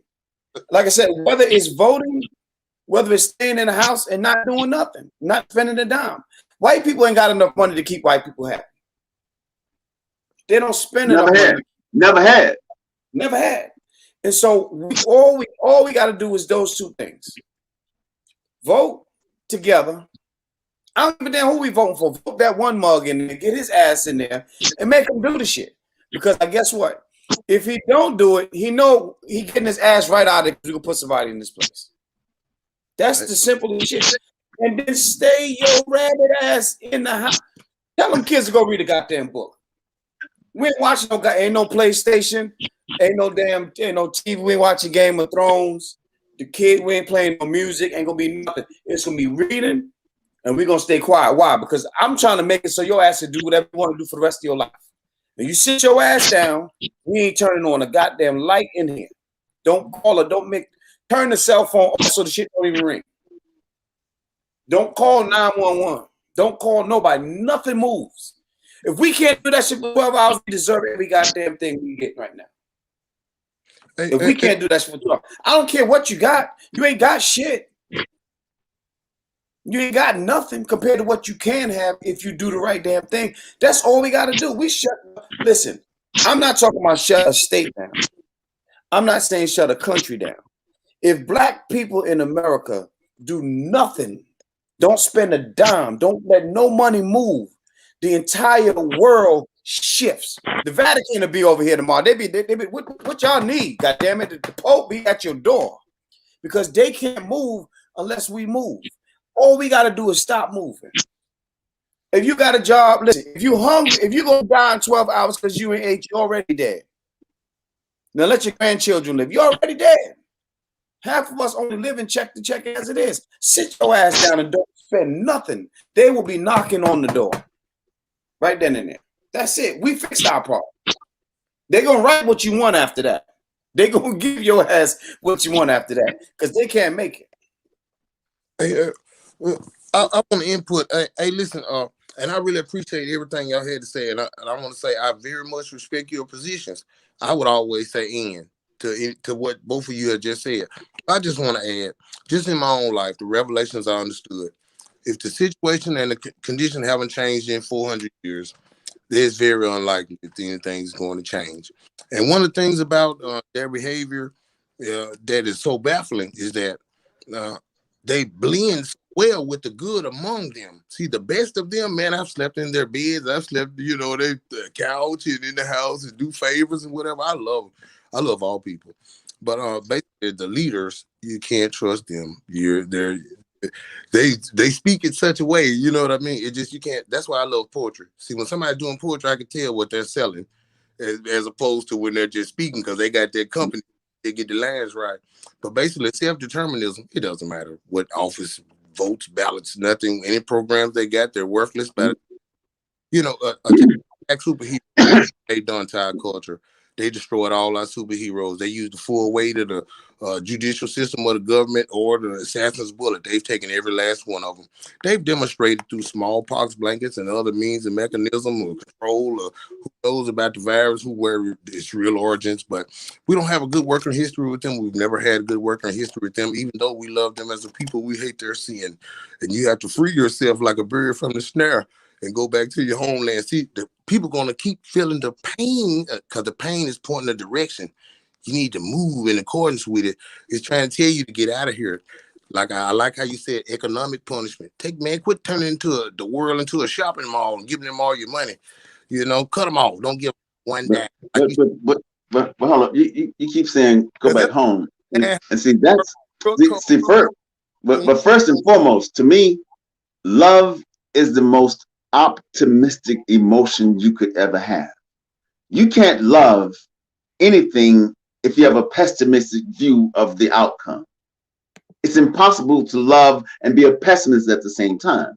And the only reason I say is because, see, you say of what you've been through. See, me, I know that voting can change things because I was a participant in my senior year of high school of making a change in an all-white school district in Dallas-Fort Worth that I went to, and we voted in an all-black school board and had a brand new school built the very next year.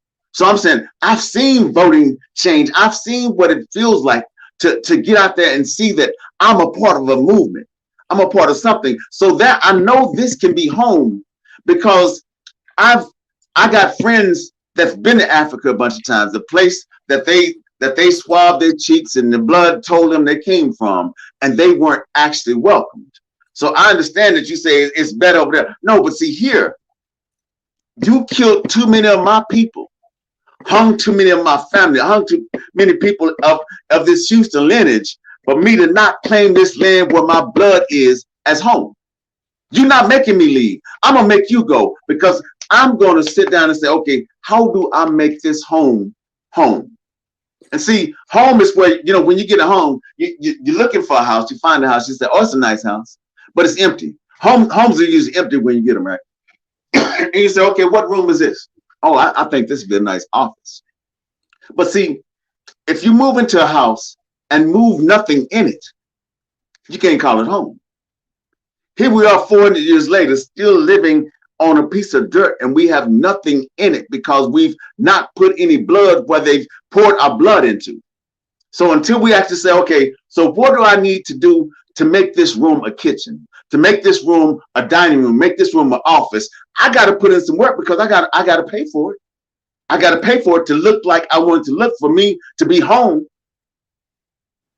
How many people does it take to build a house? One. Or how fast you want to build it. That's a different question. So my thing is I believe I believe you believe everything you said, and I appreciate you coming through, and I appreciate your words, man. I appreciate you sharing with us. But I'm saying I cannot deviate from the fact that I've seen the blood of my ancestors leaked all over this dirt here, and I can't leave them fighting for nothing. They didn't die for nothing. I'm not leaving here. You can't run me away. You got too many dead ancestors of mine in this dirt to think I'm leaving. I might put a cross on these shallow graves so you know where they are once I find them. But I'm not leaving. You know, you're not finna run me off of this land just because you built that building over that black cemetery downtown New York. You know, just because Malcolm X house was built on some bodies, some black cemeteries. Malcolm X house where he grew up had some bodies underneath. Nobody knew. I'm saying a lot of times you don't know where your children playing in the park. You don't know if this used to be a plantation. You don't know what's buried under all these plantations. Don't nobody know but the trees. Everybody else dead. So until we understand that love is the most optimistic emotion ever. You can't love something and be pessimistic about the action that you're putting forth. It's impossible. Well, I would say that having large scale expectation of, you know, like the land. You said a land. The land doesn't matter to me. I'm gonna tell you what I take with me when I leave. My soul. That's what matters. I mean, I'm living that way, and I'm okay with it. Materialism and consumerism, but I just think that for the most part, you can't make anybody love you. You can't make love in the situation. You can, of your own volition, give enough love, even if it's getting away from them, even if it's. But love isn't a request or demand. Love is just love. See, we keep mistaking that I need to see what your love look like for me to love you. That is not what love is. So love doesn't require you to do anything for me to love you. Love only requires for me to be what I say and continue to do what I say, and to continue to exhume that I'm going to be the most positive person that you know. And I'm going to show you that no matter what you do and where you go, the optimism in my love is going to pursue you for you to be a better you. Because when you love somebody, eventually they're going to say, man, do I owe something? Do I need to pay something? See, love doesn't require payment. You can't buy love. So, but that's why I say about optimism. See, we looking at things in such a pessimistic view. But if you love, there's no pessimism in loving anything, regardless of what it is you love. If it's poetry, you can write the saddest poem in the world, but it ain't pessimistic. I'm going to add this though, because you already know where I stand on what you're saying, AJ. But my idea, I want to leave this place. I do. I want, but I think, AJ, I think I told you that before. I do want to leave here, and not because I just want to be where I want to find out where mine came from. I want to find out, and I know it's look how we all got some of that that barbarian in us somewhere down the line, right? Because you had to be a barbarian or a Viking to treat people the way if you could treat a human being like that, you had to be a barbarian. So we all got some of that in us, but I'm gonna skip that part. I'm gonna jump right over that like that wasn't even there. I want to go to find out when, like you said, AJ, when I take my shoes off and put it in the dirt, it feels the roots are already grown out of the shit. And my soul's are saying, yeah, we've been waiting for this day. I want to be there, wherever that might be. But I will say this. We have paid such a price here. We have to just make this shit home. I totally agree with that. Dr. Witt. Like I said, one person is not going to make this home. We have to collectively make this home. And we have to get out of the mindset that something doesn't work if we ain't tried it yet. We can't. That there. Yeah, that right there. That right there. If I don't get my ass, I went downstairs to get me some chips, right? I was hungry because AJ was eating his chips. I didn't think with my mind for these chips to crawl up the stairs by their damn self. I had to decide go get my ass some chips from downstairs. Until we go do some shit, we ain't never gonna know. And that's what I think our biggest problem is. We just, and I don't know what the hell we waiting for. If you ain't tired of seeing the same, listen, I don't want to walk out my door and I got to worry if my neighbor ate, and then I can't even go ask him, "Are you hungry today?" Because he gonna feel like I'm disrespecting his house, like he can't take care of his household. Shit, I've been hungry before, but I want to go to a place where when I walk out my house, I don't have to ask you if you're hungry. You're already on your way to say, "Listen, you got some beans I can hold. I got you when I get when the crop come in, or when I sell this goat." I want to go back to that.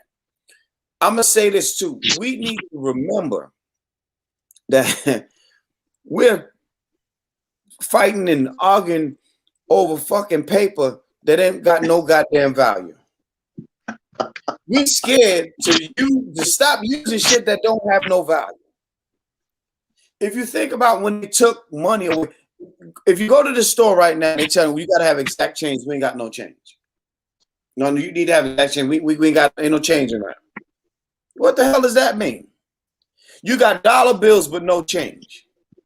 What are they telling you? See, our mindset is in what they tell us is factual.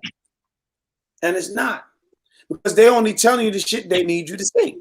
If I'm trying to listen, when you try to, okay, we all been out in a party, we done met a chick, fine. You know we ain't got about $5 in our pocket. But we make her believe we got $1 million in the car.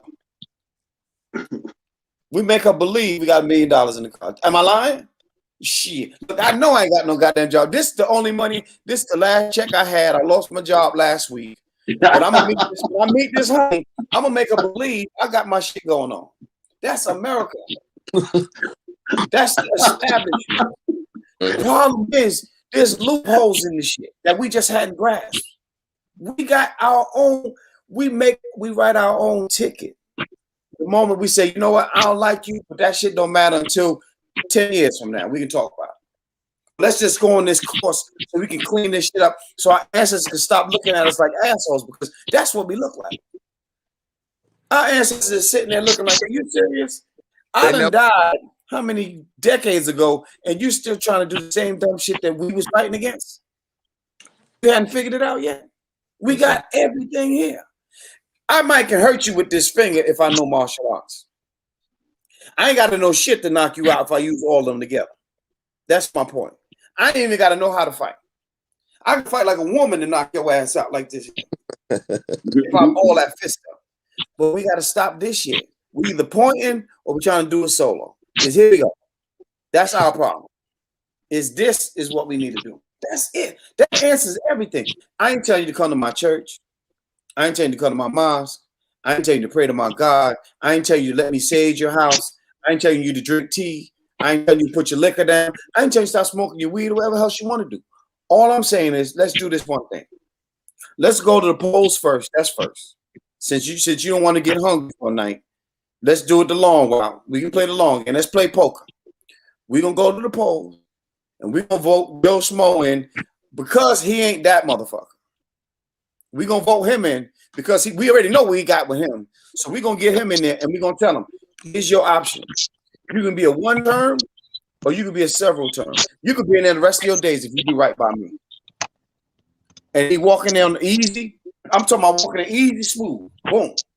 I tell you one thing, he be sitting down the very next day. What y'all need? Put it in paper in his hand and bring shit here to me and I'll sign. It's that simple. But we keep saying it don't work.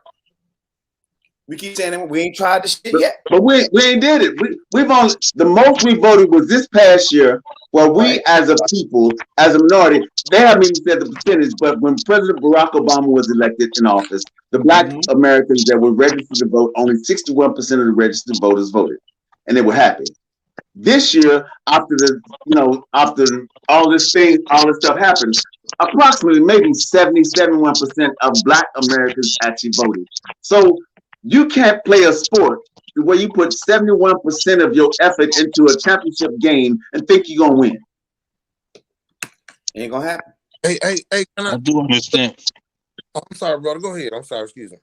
No, I respect what you're saying, King. I respect all of y'all. Y'all already know. Thank y'all for bringing me into the conversation. Um, I do respect where y'all stand with unity. Um, I'm kind of what's your name, my brother? Campaign. Yes, sir. I'm in agreement with campaign when it comes to the system. I don't believe in the system. A system that was designed to oppress a people going to ever work for people. I believe this system has to be destroyed in order for it to be um, something that's going to work in a balance for us. I truly don't believe in the lesser evil. If you evil, you evil to me. So I'm just waiting to see what's going to unravel. Um, I, I feel like even when we had a black man in that position, when Obama was president, look how we were handled.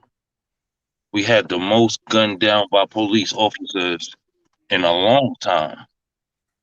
Wes, I love you, bro, but I got it. Let me interject for a minute, bro. I love you. I'm not. I love you. Listen to me. Y'all gotta let me talk. You know, y'all gotta let Wait, us say what we feel. You know what I'm saying? Because I do understand where y'all coming from, and it has to be a discussion in order for us to work and find out where we're not agreeing, so that we can find that balance, so that we can work together. Because it's not about them. They're gonna do what they do. We dealing with a system. You feel me? We dealing with parties. So we looking at individuals in a seat, but individuals in the seat don't have control. They doing what the party is pushing them to do. Like you said, if we get the money to back them, then they got to do what we tell them to do. Until we breed them out of our schools and our neighborhood that we're building and we're running, we have to create these environments for the change. Now let me explain how what I'm saying. Let me bring it to you how, because you are right about the structure, but here's where we mess up. And I'm gonna use this as an example. When they went to bomb Afghanistan and Saudi Arabia, they had a bomb. They dropped one bomb down, and the other bomb falls on top of them and screw into it and imploded from the inside. That's how they got to tear shit up. You're not going to dismantle this system from the outside. It's got to be from the inside. Obama wasn't who we elected. He was who was there. If I put Mr. Witts in position, Mr. Witts has a position. He knows what he's going to do.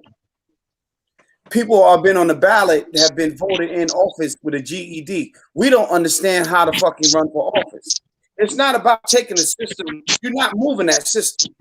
It's about what you do inside of that system. And I make it plain when I tell you what the Jews did. They didn't like Jewish people in this country.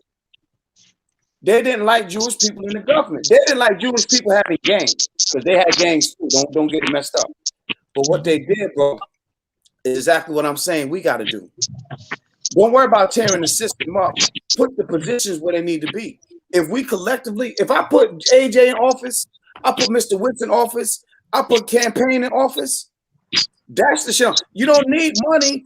Oh, Biden just proved that. Biden was the cheapest campaign running that ever happened in United States history. I totally agree with where you stand with that. Like I said, we have to breed those. We can't, you know what I'm saying? We have to start. That's what we have to start working. We got to start breeding them within our children. We got to literally start saying, look, this one right here, you're going to be a doctor. This one right here, you're going to be the lawyer. We got to start taking more control on that path in order to make that change. Because they ain't going to just magically have somebody pop up in that position that's going to do right by us. We've been sold under the table many a times. Okay. AJ. Now, I'm saying campaign and Witts, man. I agree. I agree with what you're saying, but let me go back to what I said before. See, love is not a pessimistic emotion. And the reason I start with that sentence is because, see, what we're talking about when you saying Obama was in office and didn't do nothing. No, Obama was in office and we didn't do nothing. We didn't. He had the first day he held his hand up. All these white people say, we're going to make this a one-term president. We're going to pass nothing that he wants. We ain't passing a thing. And that's exactly what happened. So we start blaming him for our shortcomings. That's not what I meant. I apologize if it came across that way. That's not what I meant. No. I'm not saying you said. Not that you said it that way. I'm saying, but I was saying that because it's back to the voting thing that I was just trying to get back to the voting thing I was saying, because we don't need to. Okay, we just need every position to be opposed because the Republicans were afraid of Donald Trump simply because he said, "I'm going to primary you." And see, a lot of position is unopposed. If they lose their primary, they're going to lose their position. But see, what they're not aware of is our plan right now is that I don't care who comes out of the primary for you. We got somebody that's going to run against you anyway. See, the fight they think they're fighting is not the fight they need to fight. When we make that known, we make that evident. It's like, okay, so there's a different battle. See, when the battleground changes from the place you thought you was gonna fight, this ain't Little Bighorn no more. You know, this is our ground.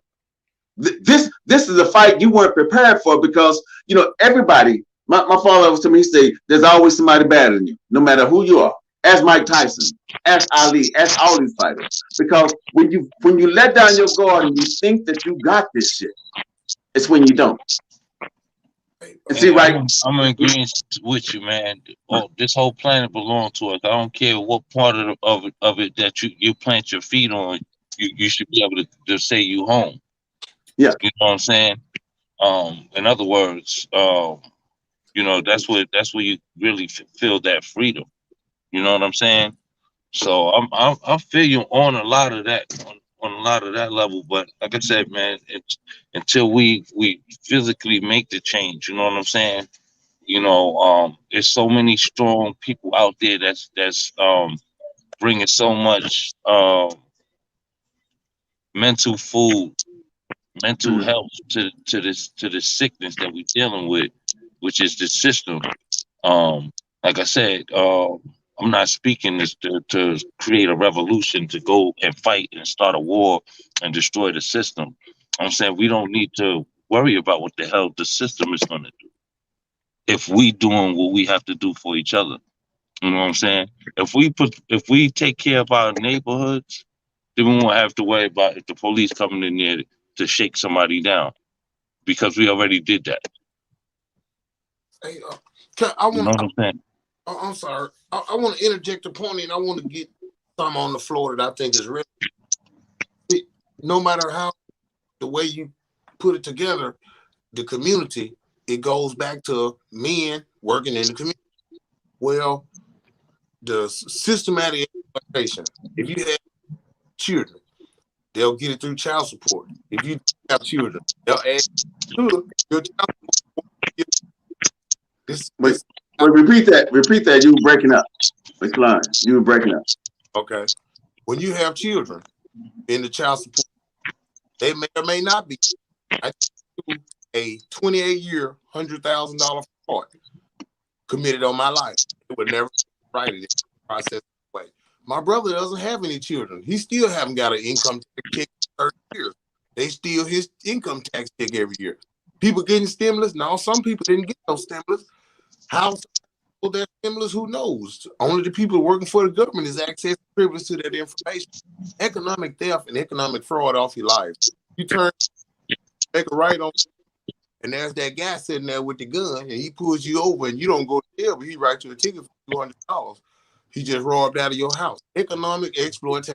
People going to prison doing a free world job from a prison setting, making 17 to 77 cents an hour. So anyway, no matter how you vote or how you do it around, they basically remind that there are that for a price, whoever will come and sit in the seat. And I love to pay the president. I was watching stuff going on Ronald Reagan, and he was talking about black folks barely couldn't choose. Some of that side, you know. So anyway, they played that cruel on us. We wanted to be accepted. We wanted to be loved. And that's what's really the nature now. But see, they have used our love against us. because your faith. If I work hard, I have something. If I work hard every day, I'm gonna be able to take care of my children. That's faith right there. If I do the right thing, I'm gonna ultimately succeed. Now, some people do the right thing and they have to go on glory. It never got done.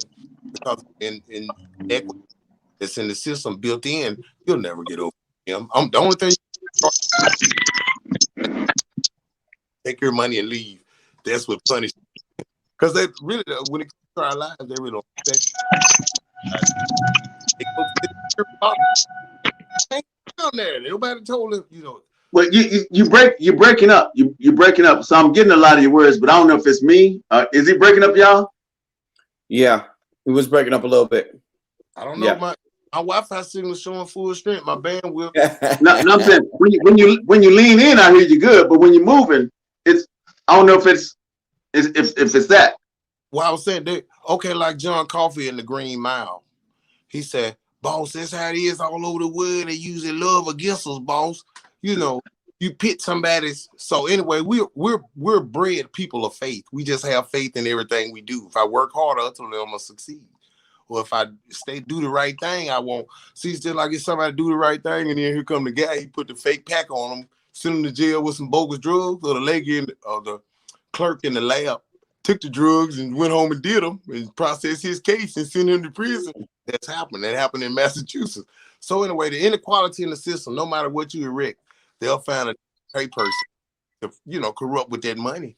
So anyway, we got to have new paradigms about what is happening, what is life, what is love, what is success. Do you have to have $1 million? I mean, can you have some land and some animals and some crops on it, some of that good God bless, you know, for whoever, you know, and just feel good and children. There's no threats and Palenque, Colombia. Look it up on YouTube. Okay, first define paradigm. A foundational pillar. Something is not going to be moved. Like all the real niggas need to do this in the African American community. They're thinking that this is what a real is. Oh, okay, but I was asking that because see, I agree with a lot of things you're saying, but right here, right now, we are the new paradigm. See, we can be in discourse, but even in discourse, we can be making the same point from a different aspect of the point. So my only thing is, until we actually understand that it is our job to change the community that we're in, and we can't change the community we're in without voting. I'm saying, regardless of what we think of I'm saying there's somebody in charge of the dollars that fix your street, that fix the potholes, that's over your community, over the school, where the tax dollars come from that school. So everything we do in America comes down to voting. And I don't know how we don't see that as being the core principle of what this country is built on. So it's not the system works against us because we've never participated in the system. That's it. And that's the whole thing. I'm saying, honestly, got true. You can't expect for somebody to do something for you if all you're doing is asking and you ain't voting. They don't come to your church. The only time anybody running for office come to the church in your community is when 35 to 40% of the people in your community are registered to vote and they come and want to talk to them. That's 35 to 40%. See, we're not voting at any large percent in any community. So until we begin, see, everybody's talking about Stacey Abrams. What a great job she did in Georgia and these other places, and she did this in other states, in Michigan and Pennsylvania. She was working to get these people registered to vote, which is why these 43 states are trying to change 153 laws to change the process and the way we vote. So if it wasn't the core of this particular system, why do you think 43 of the 50 bodies of dirt is trying to change something so it won't be like it just happened in 2020? Yeah. It's all fraud. It's what? It's all fraud. I mean, to me, it's like, okay, I'm a kicker. I'm a can kicker. And I'm a totem toppler. You know what I mean? Like the church. If I see the church and it ain't right, I see them people in there ain't right. I call them as I see them. I ain't finna miss word. And just like it's just fraud, man. It don't matter how they redistribute it. Whoever is different in office, they're the same devils. I know how my devil sounds. It's got the same loaded words. I have to disagree, man, because we voted for people in Dallas that changed our community, that changed the whole structure of our community, changed the way our school system works. So there's a lot of things that changed by us participating in the voting system.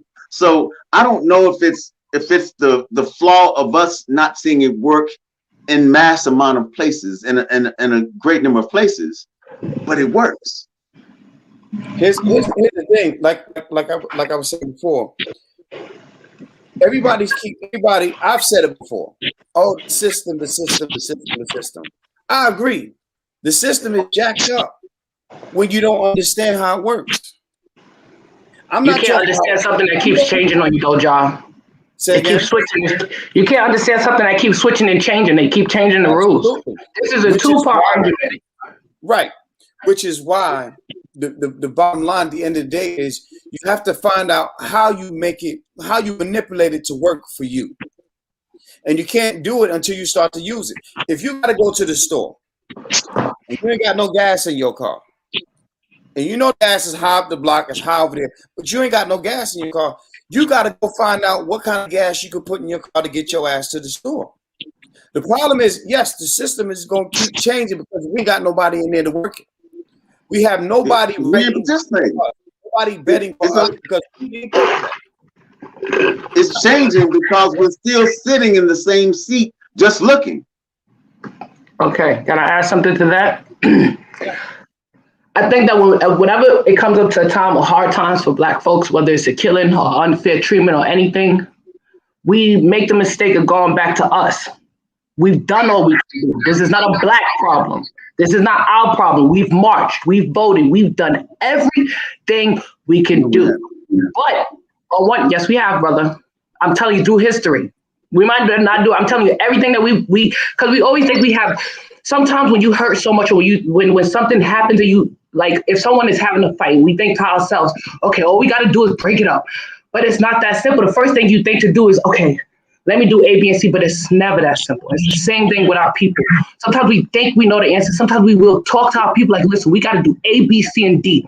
And some of the problems that we speak to is not a Black problem. It's not our problem. We've done everything we can do. I agree with everybody. Voting is the most important thing in the world.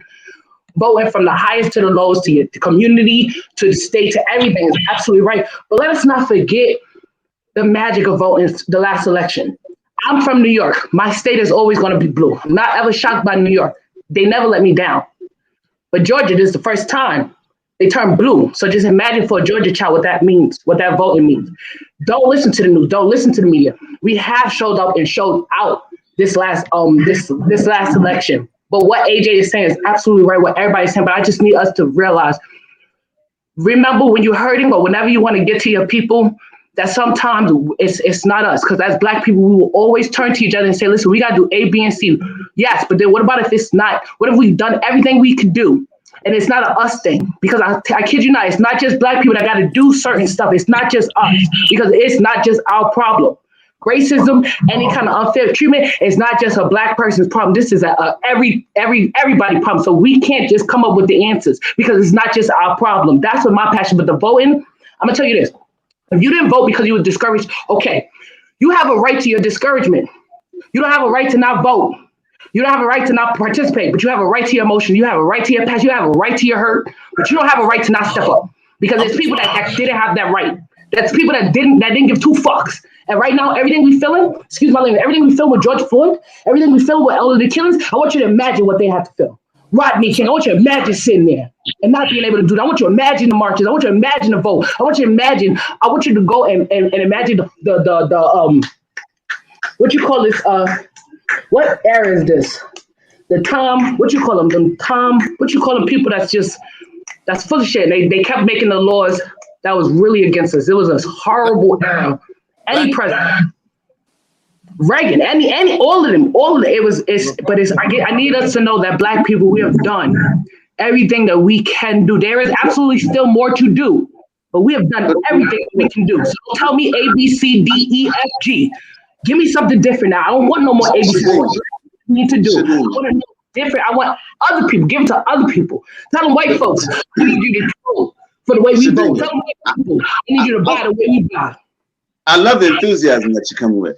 Passion, not enthusiasm, because this is nothing to be. This is nothing. I don't have much to look forward to. But I was just listening to you. Okay, what I'm saying is we cannot say we've done everything when over the tally, the most we've ever voted was in 2020 was probably about 70%. When Obama was elected, it was like 61%.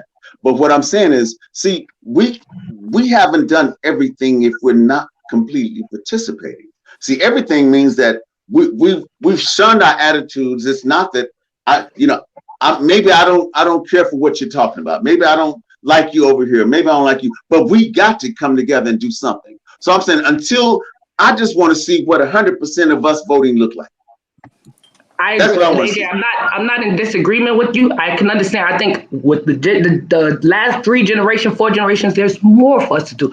But I'm talking about us as a people, as a whole, as a Black. I'm talking from ancestors to now. Yes, now I'm with AJ. We absolutely have more to do. But I'm talking as a people. This conversation, I'm just like, folks, we ain't the only ones in the room, but we the only ones debating each other. And on the other side of the room, you got some people that's just sitting with their legs folded and they act like they didn't do it.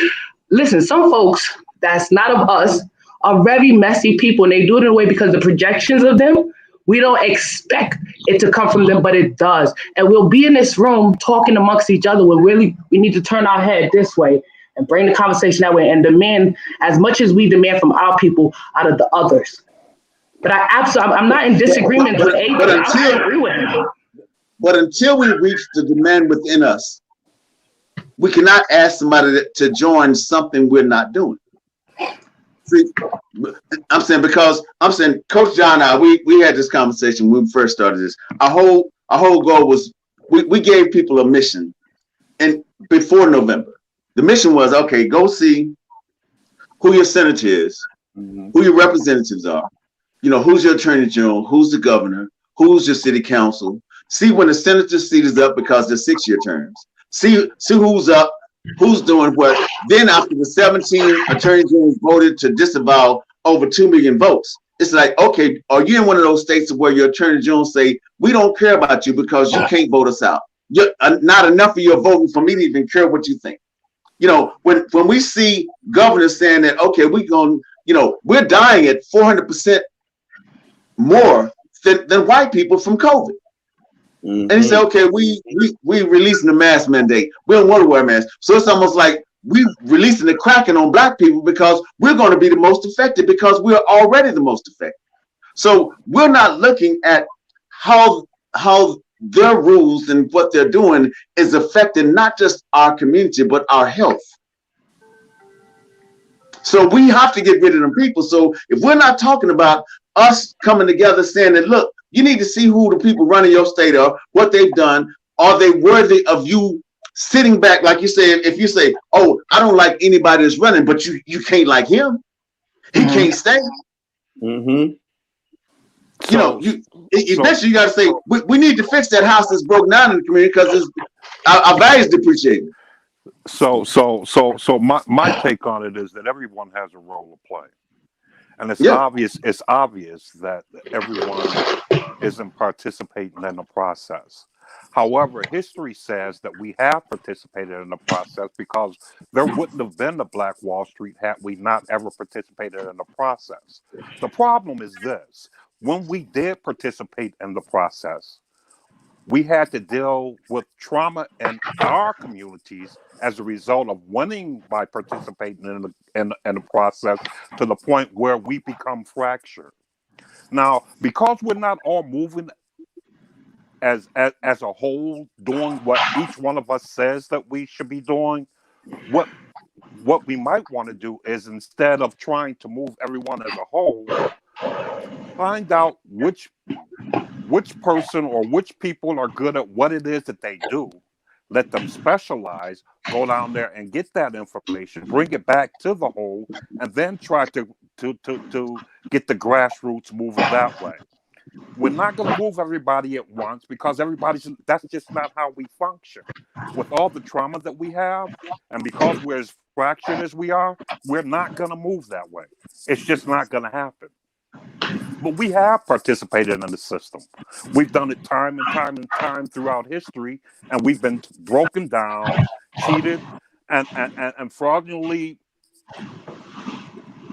moved in ways that weren't to our benefit. So The narrator is not doing anything. Also, just to add to what he's saying, the narration of just what we're doing. I love it. We're doing. But again, this is a two-headed. Everyone is. If there's no wrong, there's no right. Exactly. Because when you come, depending on where you're coming from, your experience is what you're going to be passionate about. But I guess what I can offer the conversation is to always just remember. James Baldwin said, "Have the compassion for the brother or the sister that might not be as full of knowledge as you are at that point. But the thing is, we cannot leave them behind. But we can't rag them up so much in a way where, because discouragement is real, helplessness is real, and the narrative to how we." Like I can get it. I have elders that don't play that. Me not voting is not an option. That's not a thing. But then when I listen to the younger folks that's around my age or younger, when they say, "Oh man, what's the point of voting?" Every time I turn on the TV, it's another hashtag with a name, and that's something that's both or something to speak to. It's real. And we so busy trying to introduce the ABCD that we're not realizing that we're arguing, and we we keep having that same conversation and nothing is happening. I come to this conversation with nothing but compassion and love, but open understanding, because I agree with everybody. Exactly. Absolutely. I think, and like I said, I agree 100%. And I know that it's sometimes harder for certain people to reach certain people. My biggest issue with anybody is, if you don't vote, you can't say nothing. You have if you don't that, he's right. But you can't have nothing to say. So here's my thing on that. If you don't vote, you can't say you didn't put in no work. How about this, y'all? Can I challenge that? I do too. Can I challenge that? I think there's certain conversations, certain rooms, if you don't vote, that you shouldn't walk into. But you should say why you don't vote. There should be a platform for what's going on. Even if it's some bullshit, there got to be a space. But don't come in this room if you didn't vote. Talking in this kind of conversation, you don't have that right. But what I'm saying. Wait. Let me clear my statement. Let me clear my statement. Okay. What I mean by that is, if you're going to complain about stuff and you never participated in trying to change that, other than just running your mouth and not voting, then what are you saying to me? Like, I can't have this conversation because you didn't play a role. That's what I mean. And I embrace that.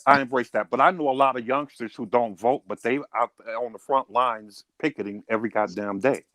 And so my thing is, even they have a role to play, because they're out there doing what I'm not doing, because I'm 58 years old. And to be quite honest, I can't be out there picketing all day. My body ain't going to deal with that, man. So I recognize that these youngsters who may not be voting are playing their role. And so by recognizing what they're here to do and allow them the space while listening to them and taking in what it is that they have to say, I can learn something as well. So if I want to teach them, I'm sorry. Hold up. Wordplay. I got to say this. I understand what you're saying, but I got to say this. Okay, so you saying that the kids are going to school, they just ain't going to class. No, I said the kids are out here. No. Listen to what I'm saying. You say the kids are going to school. That's where they're supposed to be. They're just not going to class. No, that's so they're not going to graduate. That's in a nutshell. That's what I'm hearing. Maybe I'm the only one hearing that. Okay, then you're not hearing what I'm saying. What I'm saying. No, I heard exactly what you said. Well, if you're hearing what I'm saying and you're taking from what I'm saying that they're going to school and they're not going to class, then you're missing my point. My point is that even if they're not going to class, they bring something to the table. And as opposed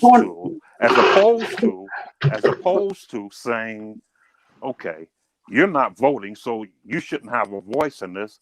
And in my opinion, it's just it's what you're doing. It's like cutting your nose off to spite your face and not recognizing what it is that they do bring to the table and how they can be used in order to move forward with what it is that you want to do.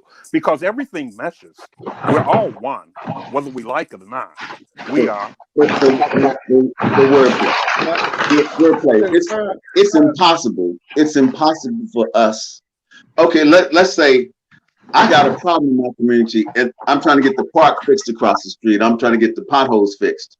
But we got all these people marching to get the potholes fixed and the park fixed, but ain't nobody voting. So we don't have the people in the office to do what we're asking them to do. If we did, it would be easy. So what I'm saying is, I understand what you're saying, but the only reason I said it that way is because it's evident that participation is a partial participation is not like participating at all. And I'm not saying you don't own a word in this conversation. I'm just saying that sometimes you have to sit back and listen if all you're doing is partially participating to see what the other participation is supposed to be like. I think. Can I ask a question?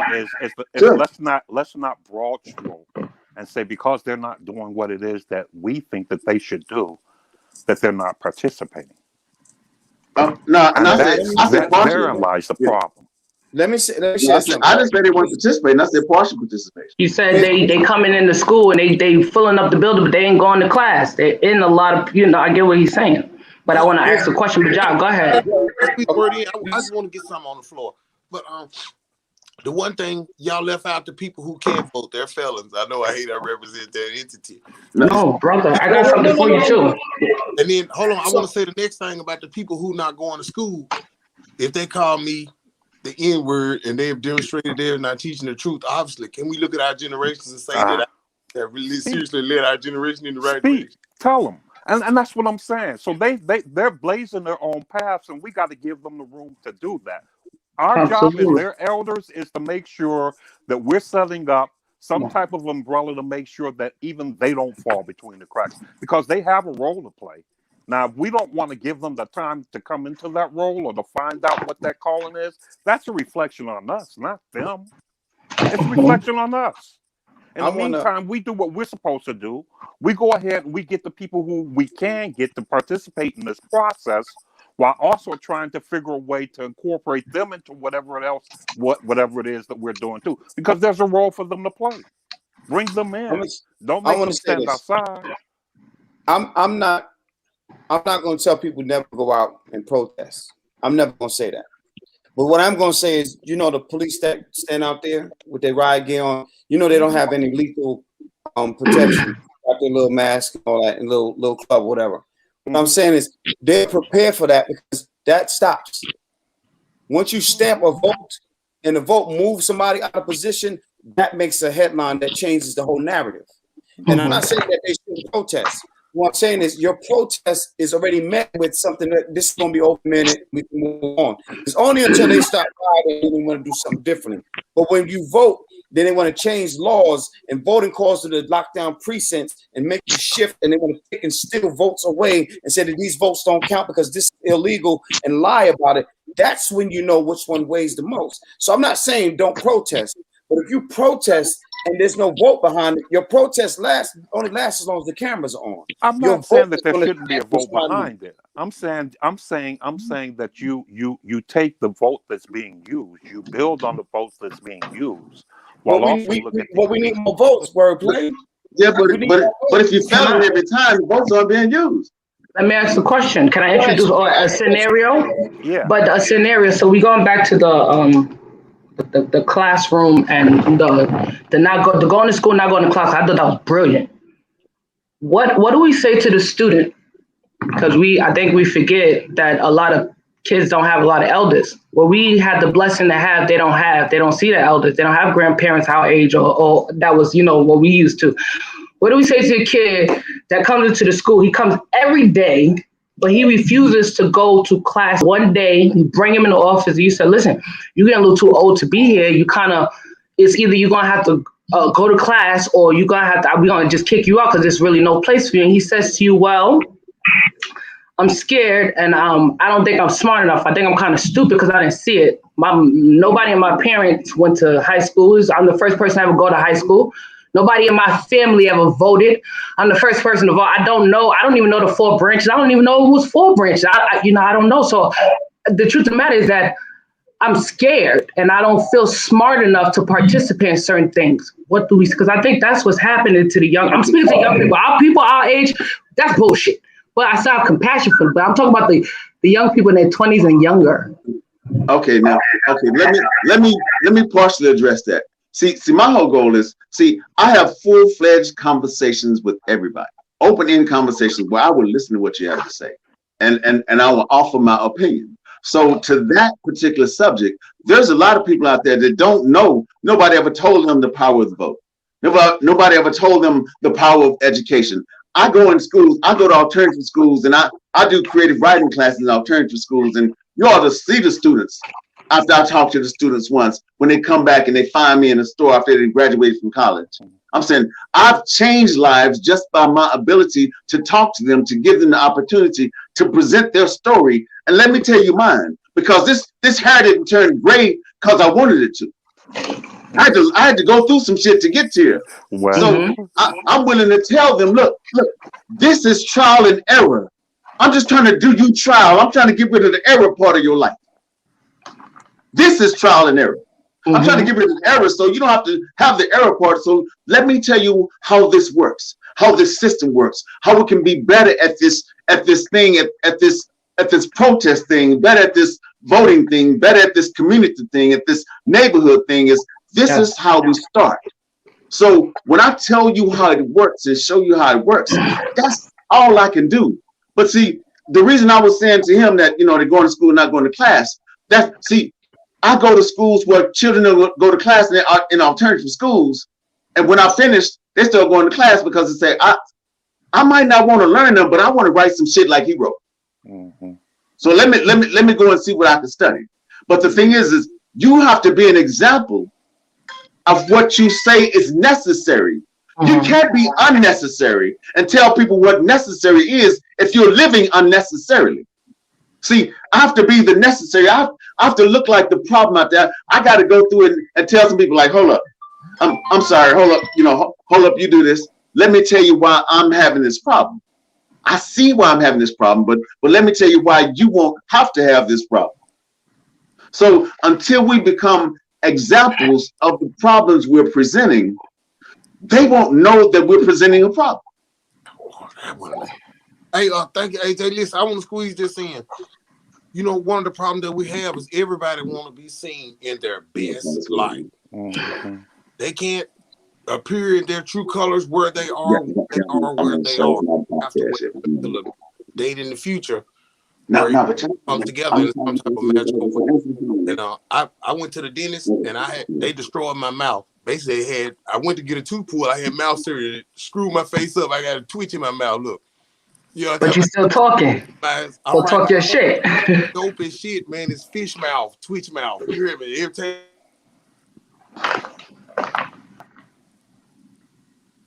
But your mind is sharp. Exactly. He's able to talk. I don't know what happened. I lost the connect. I hear you now. I hear you. Yeah, I'm sorry about that. I just silenced the phone. It shouldn't have came through. But anyway, the fish mouth and the twitch mouth is just about my weakness. See, you take the worst thing your devil can throw at you, and you make it your most powerful strength. Then Absolutely. And so that's what it's all about. People bring your gift forward. The collective community of writers and speakers, and they bring their gifts, and we all get together in one voice. There is not anything that we could not change about America. But you said the one voice. See, the one voice is we have to be in agreement. The only way we have one voice is we're in agreement on whatever this plan of action is. It doesn't matter what's after that or what's before that or where we came from to get here. We need that one agreement that this is the action, this is the next step. Regardless of when we step off or run away or do whatever, this is the next step. So what is our plan? How do we come together and say, okay, we don't agree on a whole bunch of shit that we talked about over here and over here, but this right here, this is what we need to do next. How do we get there? I'm gonna say it's 70% of the registered voters. This not even unregistered voters. If 70% of registered voters got them putting in new laws, trying to put in new laws everywhere, shutting down voting polls, and go find me 2,500 votes in this and that. If 70% is doing that, imagine 80%. Imagine 85, 95%. If we can get 90%, we change everything. If we get 100%, we got to find a whole new system because they done fucked up. That's all I'm saying. I If we agree get with that, man. 100%, we get 100%, you gotta worry about what state's gonna be red. But Red my show up question, all the time. It's blue that don't show up. my So question we is this: what do 100%. we do until we get to that 80-90%? What do we do until we get This, there? Because this that, right here. and I agree. This is part of it, but this isn't all of it. This is part of it. Yeah, I think going back to what you said, brother, everyone is good at what they can do. From the young people that can actually physically. I'm sorry, say that again? No, I was telling Wiz, you got to turn his volume down. You're getting a lot of feedback. Keep What's going back. good with the human stage? But go add into what you said, you know, like if we just utilize our people in a way where we just know, again, AJ, you're right, because not doing nothing is not acceptable. It's not. But what you are doing, what you can do it, because there's that we had them jazz singers that can sing a little bit better than they can march. Then you have the politics that can speak a little bit better, but then you also have the children of the ghetto that can lift up and do something.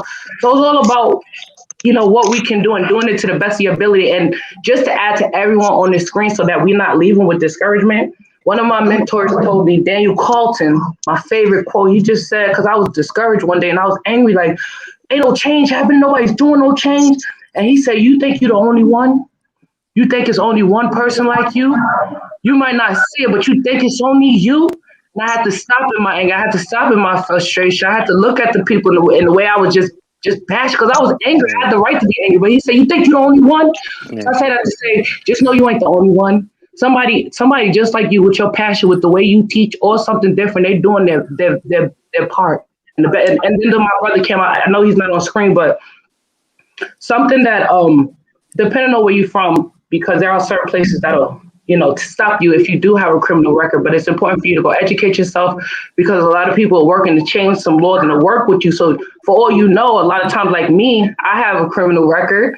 Know what I'm saying? But I thought I couldn't vote because of that. So I was scared for like a good year, and then my mom and them, they just kept pressuring me. They just wouldn't wrap their head around, Shanina got a record, I can't do it. It was like, what? So I started to do the research. I read, and I was able to. Not saying he can't, because I'm from a whole nother place and he can, but I was saying to you, Kim, I don't care if the dentist messed up your whole tongue.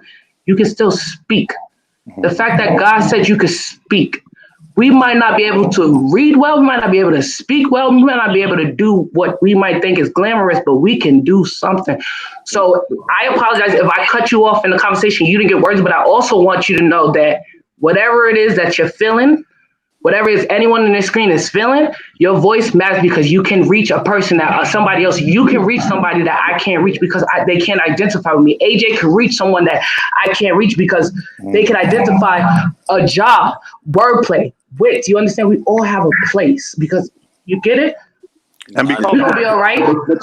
But because you know something, Moses, just this. Moses was telling God that you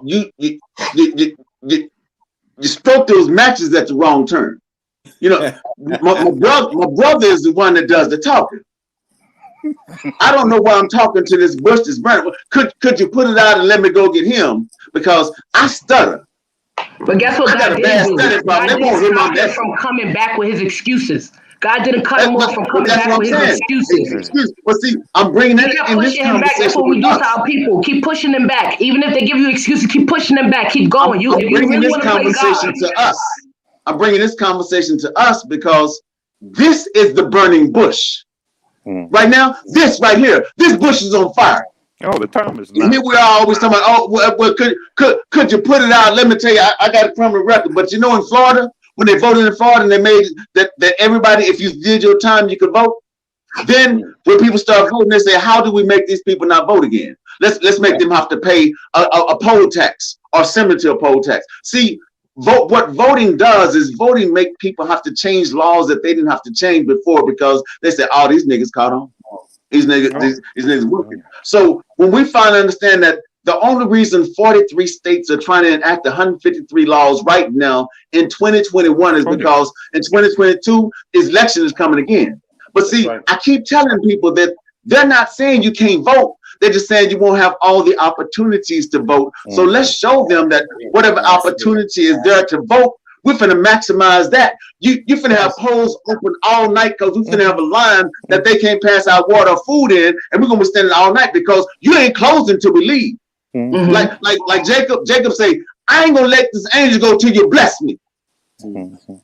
How long you gonna stay down here, angel? You ain't going nowhere. I'm gonna hold you till you bless me. So here we are at this burning bush having this conversation, understanding that we're all saying the same thing, that something have to change, but we are the change that something have to happen to. Exactly. While keeping in mind that we come from a lineage of people who have adapted to any situation that's presented itself to them. Not only that, but we are moving forward. And so because we see things so clearly and we feel things so strongly, get frustrated and feeling that we're not moving fast enough, and as a result think there's no movement. But we're moving. And we got to make sure that we recognize that as well. We are moving. Maybe not as fast as we want us to move, but we're moving.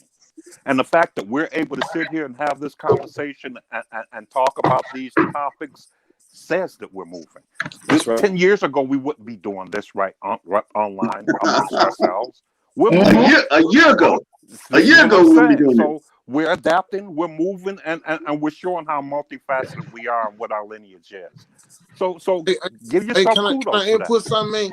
I want to input something into this, and I want to pass this idea. The way another area that they used against us and dropped the bomb was propaganda. So that's why I chose the name a movie reel. I'm gonna write a new script, and it's gonna be a new movie. If you look at my social media, it is a new paradigm. I am making a movie reel out of it, and I'm gonna go all the way to the movie screen with it because that's where that's what's up. You need an actress. That's right. Hey, let's movie together. You can't be hollering. You can't be hollering there. You can't be hollering. Okay, yeah, you're right. And listen, even AJ, I just appreciate the fact that you let me be myself and express the way I can express, because it just makes the system. You're supposed to be here. You're supposed to be here. Thank you. Everybody else right now is supposed to be here. Campaign, yes, sir. Campaign, wordplay. Everybody's supposed to be here. And I'm sorry if I get emotional sometimes, but there's some shit I can't let pass. Because you know how if you see a snake in the yard, across in your neighbor's yard, and your neighbor's afraid of snakes, I'm gonna run over there and get that snake before they see him, because I don't want my neighbor to be scared. Brother, I think that's what this is. I'm chasing the snakes. I'm chasing the snakes out of these yards. Yeah, man.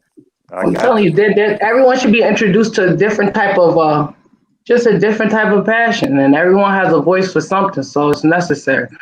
Well, it's necessary. I bought into the vote wholesale, because here's the thing. It may not behoove me, it may not benefit me, but I see that it's important to everyone else. Therefore, I'm willing to sacrifice. It will benefit you. It will benefit you, because even if you go to that next election, even now, because there's always something to vote for. If you just go and you just say, listen, I can't do it, so this is my movement is I need 10 folks to do it for me because I can't do it. I promise you, 10 people going to get up on it and you're going to feel that change. You might not be able to part, because again, like we said, we live. No, go on. I'm sorry. Sometimes we live with folks that can't march, or sometimes the illness, even with the COVID, even ourselves, we just couldn't do it. But what we can do and the way we can, just utilize it, because it's always something. And support each other and recognize that we all have a role to play. Yeah. But Campaign, what I was saying is, like last year in 2020, I was calling on my friends. I had some friends that say, man, I don't vote, man, because I don't think my vote counts. I said, okay, you don't have to vote. But if we friends and I ain't asked you in 15 years to do a damn thing, I'm just asking you to go vote for me. I'm not telling you to go vote. Don't vote for you. You don't like voting. It's okay. But if we still gonna be friends, you're going to vote for me. So your job is to say, look, I need 100 people to vote because I can't. So here's the voters registration card. Do you need me to fill it out for you? See, because we had a show saying, okay, so when is the last date to vote in your state? How does voting work? Do your ballot, do your voters registration card come with a self-addressed stamped envelope? Can you give it to somebody to fill it out? Or do I need you to fill it out and I go drop it out for you? See, there's some things we can do that makes us a participant in their actions, not just ours. Yeah. So when we understand that my moment is for you to understand that I don't even want you to vote for you. Fuck voting for you. Don't worry about that. Vote for me. See, so AJ need to be on point whenever it comes to anything to do with voting, because he's so passionate about it, and his passion moves people. It really does, and so he really does need to be out there on front on that. I don't mind telling people that they need to vote as well, but I'm not as passionate about it as AJ is, and I participate in every vote that takes place, and I stress to everybody that I know that it's important, but not like AJ does. And I appreciate that. I appreciate. I don't know if that's a bad thing. I do. But that's not where I come in. Where I can come in is these youngsters that are out here that are confused. These youngsters that are trying to find their way. These youngsters who don't know who they are. Just remind them that, hey, this is what you come from. So this is who you are. And this is where you can go. It's all yours. That's where I'm passionate at. Okay? And that's where I'll get out there. So when these kids are out here on the streets doing this protesting and whatnot, my thing is to make sure that they're being safe, they're being smart, they're not putting themselves in a situation that they're not going to come home. Because I want to see them come home.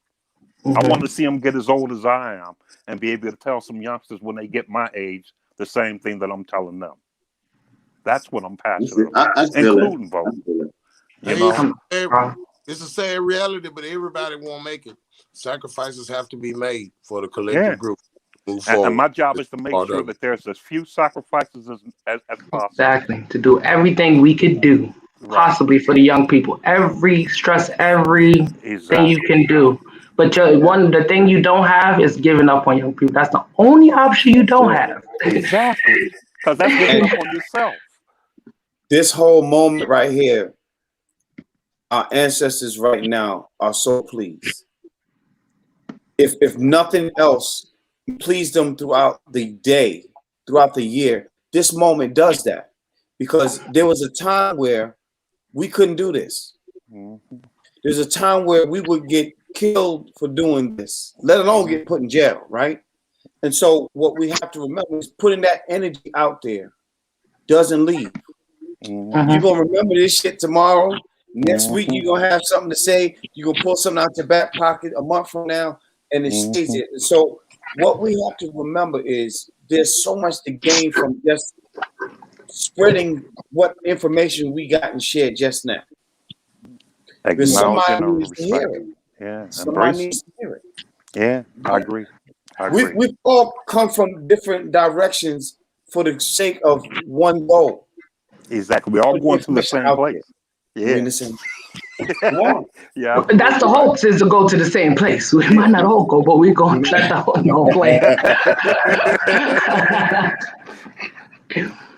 What you eating, man? This man over here. I know, right? I wasn't gonna say nothing. I did get kicked out earlier. I felt like y'all kicked me out, so I went and got something to eat. Never that. I just had to mute you for a minute.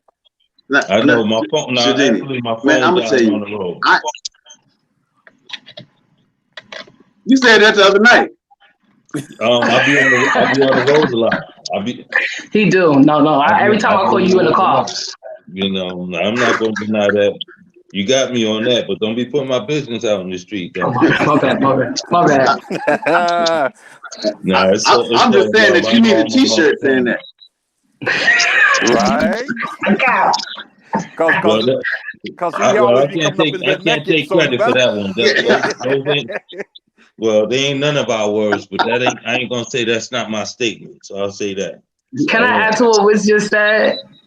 Going back to the whole. I was getting ready to say that, you know, the other day when you came in on yesterday when you came in and you spitting poems with us, and I'm saying it is an honor to have such varied conversations and varied agenda. You know, your poetry is dope. So to come in and you on fire, and I think that's dope. But I think we all need to have all these different opinions and all these different people and everybody, just like campaign be passionate. He took it. he took his glass off of me. He said, "Wait, let me really get in this conversation because I don't think y'all can see me with my shades on." Come on, he said, "Let me get in this." Come on now. But I think it's awesome how this is 10 times now. This show right here is 10. It's called 10 times now for a reason because every moment we experience is 10 times more important than we see in King. That's what 10 times now means. So you can hear this conversation has elevated 10 times more than what it began because of all these voices. Come on, so the show is coming out to be what it's supposed to be, that we're all trying to elevate our own selves and our unit as a unit 10 times, because I know I'm taking a whole lot with me when the show is over.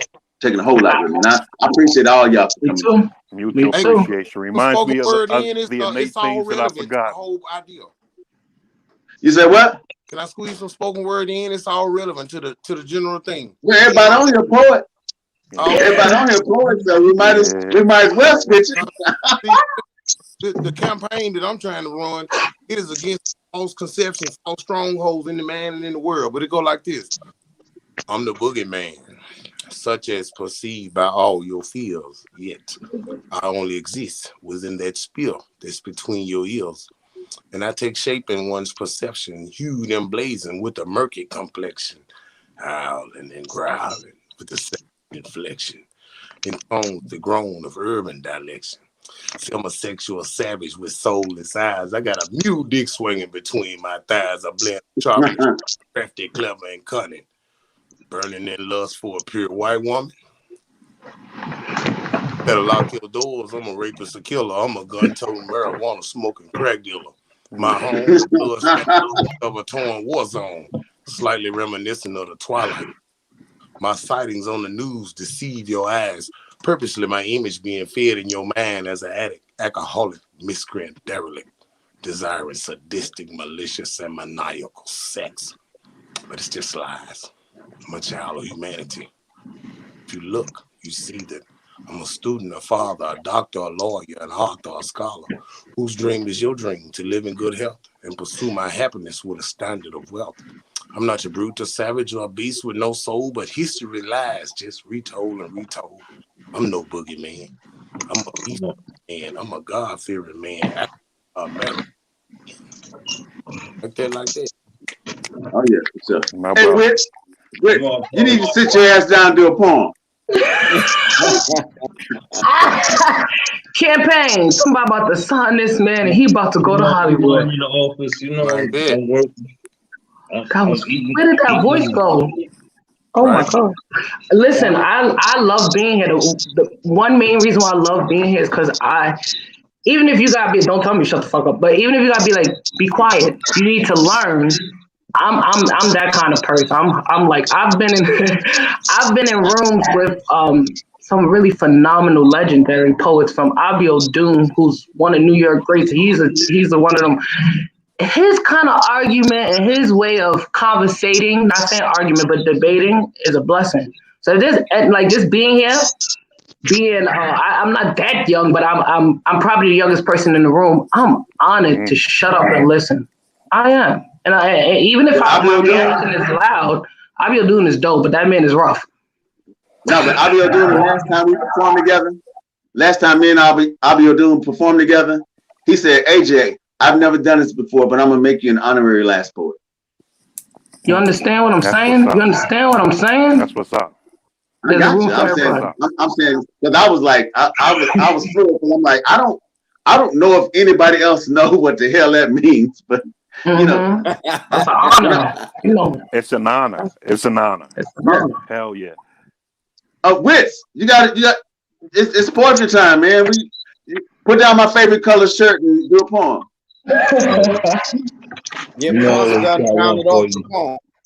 I got you. Funny how love lost of a young lady make you want to change your batting average, make an athlete out of you, when all you know is win, but an L can push you. Amazing the influence a person can have on their peers. Type of persuasion that can incite a riot. One that can leadership a pep talk that can lyrically result in a blowout. You don't have to play a sport to be victim of a slaughter. You can blindly walk into your own end game. You can see how and why they chose sporting goods, diamond equipment. Killing innocent black men has always been the official American pastime. They say the attack was 10 to 30 suspected young Italian men, enough to compete and fill the bench. 7 or more, ironically, wielding baseball bats, while the pitcher had an arm, a firearm to strike out the first black male to step up to the plate, meaning their neighborhood, the field of their dreams, the home run by them, the train station just blocks away when daylight dug out their image from in the distance. All this because a girl chose to Negro League game her way out of a proposed relationship, claiming one for herself, her own Jackie Robinson, one who would have her heart, as if a team captain of this caliber would allow for a stolen base. He wasn't about to drop the ball on this one. 2, 3, 4, apparently out of their league because their jerseys didn't match, meaning their skin complexion was too melanated to be from round here. So it must be them, the opposing team, the rivals that they were waiting for. And I figured to listen a little more deeply to the analogy of murder with baseball, but a brawl broke out. Bats were swung as if they didn't already have the numbers, the aggression, the home field advantage over their unexpected victims. With every attempt to beat the pants off their opponents, the 7th inning stretch of bats swung at them, a lopsided display of fists pop up as if that wasn't enough to declare victory. The pitcher drew a gun, his loaded firearm, and fired from the mound like a score to settle, hitting dead center the chest of his target like a back catcher's mitt, as if he had trained for this his whole entire life. The final strikes, one that will pierce directly into a heart. Game over. A 16-year-old black teenager was shot and killed after he and his friends were attacked by a mob of men, fisting baseball bats, one with a pistol. The ringleader actually, who deliberately took away his life.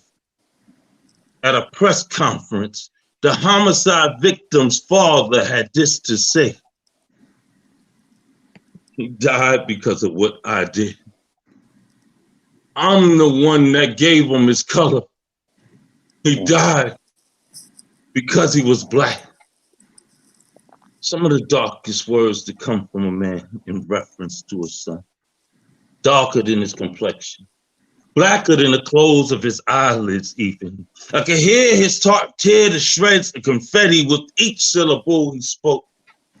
Knowing he'll never hear his son's voice again, other than a mind trick within his head. I could still see his melanated fist-banging ear, his stomach full of there should be more time on the table. I'm sure he could have said a packed rat mouthful of undigested hate and choked up blame, yet he regurgitated his soul out onto the floor, rose up his son in the bear of his cross, sacrificed himself to a heathen judgment, and the claim of the life of his teenage boy. No father should ever have to bury his son. It's like watching you put yourself into the ground. You don't know death till you lose the fruit of your loins. He died because of what I did, he said. I'm the one that gave him his color, his spark, his demeanor, the sensation on the eye he reflects that emits his light from inside. He died because I put my armor off on him. I knew that there would be wardrobe issues, many of which I faced myself inside careless eyes who denied their envy. I expected him to do his time as a man, eventually married, raising my grands, in bed with his plans, a successful black man. I never nightmared it to be a death sentence. Knowing the imprisonment would be a life sentence, I trapped him inside the cells of my skin. He died because of what I did. That's heavy. That's heavy. They rolled him up in the bear of his cross. That's heavy. Which always coming with the heavy lift. Ooh. God must really think highly of me to have me in this room. Between You campaign were next. and Mr. You're Wiz. next. This is how Holly be thinking. You next. That's right. Thank you. I'm going to speak to the children, since that's what we was talking about. That's where my passion is. Leggings and do-rags. Gel baby hair. Grown woman hips. Too much weed for her little shoulders to carry. Can't find herself, too busy looking for a daddy. Pants off his ass. Shabby braids sticking out from his do-rag. Little homie staying mad, looking like his daddy. Leggings on in the wintertime because she likes the compliments that come with him. Dealing with someone's baby daddy and all the lies that come with him. But he grew up used to them chicks. His mom was 16 and pregnant, third generation mistress, already on her second divorce. Still traumatized from her own mother trying to pray with her. Still traumatized from her own mother trying to pray whip her ugly off. Now he's a product of growing up in family court. Grudges against her son from growing up too fast. Now he's that nigga, this bastard looking like your daddy with your pants off your ass. Didn't finish high school, so candy he hustles. M&M peanuts, watch your fruit snacks all together in bundles. Excuse me, ladies and gentlemen. Some of you may know me, some of you may not. I dropped out of high school, got it from my pops. They did not bring no drug money in my mama house. Daddy behind bars now and there's no telling when he'll get out. Left to little man to run his block and hold his name down. Go ahead, baby boy. Make your father proud, filling up the fridge with drug money. Yeah, you your father's child. Making it that much harder for him to love the girl in leggings. You know, the gum chewing, acrylic flicking, dimple cheek girl, Puerto Rican flag on her waist, acting out in the world, name chain and earrings to match, went to live with her boyfriend and never looked back, bone leg with her thumb in her mouth, crop top, belly pierced, letting it all hang out. She rides the train with him to escape her own numbness. From years of being called mommy's dumb bitch, ride or die together his accomplice, special ed with plenty of street knowledge. He had no idea of the sexual abuse that stalked her conscience. Young, dumb, and lost in a world full of nonsense. You see, for men, her mothers had always been weak. Waiting on them, both hand and feet. Mom liked to play dumb, so I had to play sleep fast ass because he was touching on me. Missed my period for a couple of weeks. Aborted before she could choose to conceive from uncles that turned out to be creeps. Not enough lip gloss and crop tops to hide her black sheep. And their constant need for sand and soil, to shed the skin they're dying in, to hide the truth of stolen youth, to hide the flaws that tears do fall from young faces full of drugs and alcohol, to isolate because they can't relate. A generation of children that make up most of the suicide rate, leaving behind death notes and dark wishes. Hard knocks get no kisses, leaving posts with death wishes, products of childhoods deserted of affection and kisses, but who's to blame? Coming from 3 generations of throwaway, so they did the same thing, and here they meet on the platform train. Y'all coming too heavy. To shed the skin they dying in. You understand? To hide the flaws that tears do fall from young faces full of drugs and alcohol. Don't give up on the young people. And thank you for letting me share. That's positive. Wordplay. Thank you. All right. The vibrations that I'm receiving are not in harmony with the stillness of the vibrations that I am projecting. Something is going to have to give. The second hand takes to create the illusion of time, yet within me there's a raging silence that echoes from the depths of my soul, balancing on a triangle of perceptions of the past, present, and future. And still throughout it all, there's love in the Alpha and the Omega, the life and death, the light and dark, the matter and antimatter. Laughing out loud at people trying to knock me off my square. I suppose in love and war all is fair. Understanding that I can't be moved as they become behooved to find out it is not a square that I sit on. Instead, I am the cube suspended within the cube. When the silver lining on your clouds turn gray, leaving you unable to find your way, know that even the darkest nights are followed by brighter days. When the gloomiest clouds saturate your will to go on, cling to the energy of the God force from whence you come. phonetically poetic energy that wakes you from the dream that clouds your mind like anesthetics and this pathetic ferromagnetic illusion of this thing that we call life. Energetically fusing your consciousness with the source, also known as the God force, blending your darkness with your light. They tell me to hold on to my dreams, conjuring up melodic tales of serpents swallowing their tails as they encircle your mind in the shackles of hell, blinding you with the veil of the so-called Redeemer. Sleep. Sleeping with the angels and dreaming of that one being born and placed in a manger. Fact or fiction? Which do you think is stranger? Brought here to save you from all the sin that is you, so you adorn them with all your hopes and aspirations that setting your spirits free. Freedom from what you were told of energies encapsulating your soul, turning your vessel from the young to the old, as you keep your third eye closed, never to know that these energies and spirits are you and what makes you whole. Bestowed by the universe, more precious than gold, balancing the light and dark in your harmonic flow. As I float in your pure water, I become whole from all that is you. Crushed by the brim of your love and all that is true. Crusted on the peace of our waves, passions renewed, forever meshing the floor of your glow of indigo blue. I was born with 3 eyes, 2 ears, and 1 mouth, stressing that I watch and listen more than I talk, learning the pains of crawling before I learned to walk. With you, learning compassion is the marriage of love with thoughts. Intimate without the physical form, as if we've known each other forever. Joined together as we ride the current of love and all our endeavors. Able to stand the test of time and endure the stormiest weather. Present as we shine at night like the stars of the heavens. Blessed are those who know this love, for it truly is a gift of being. Projecting realistic visions of what the third eye is seeing, the supreme being. Reaching and teaching the alignment of the chakras and all of their meanings. Harmonic vibrations breaking the tail from the serpent's mouth for eternal freedom. And that's that piece. Nice. I got a question for you, man. It's about 6 lines in, though. Okay. Did you say glubeus or cumulus? Did I say what? It sounded like you said glubeus, but I don't know if you were saying cumulus. So I don't know if it was what I heard. You was talking about the clouds. It's about 6 lines in the poem. From the top, 6 lines from the top.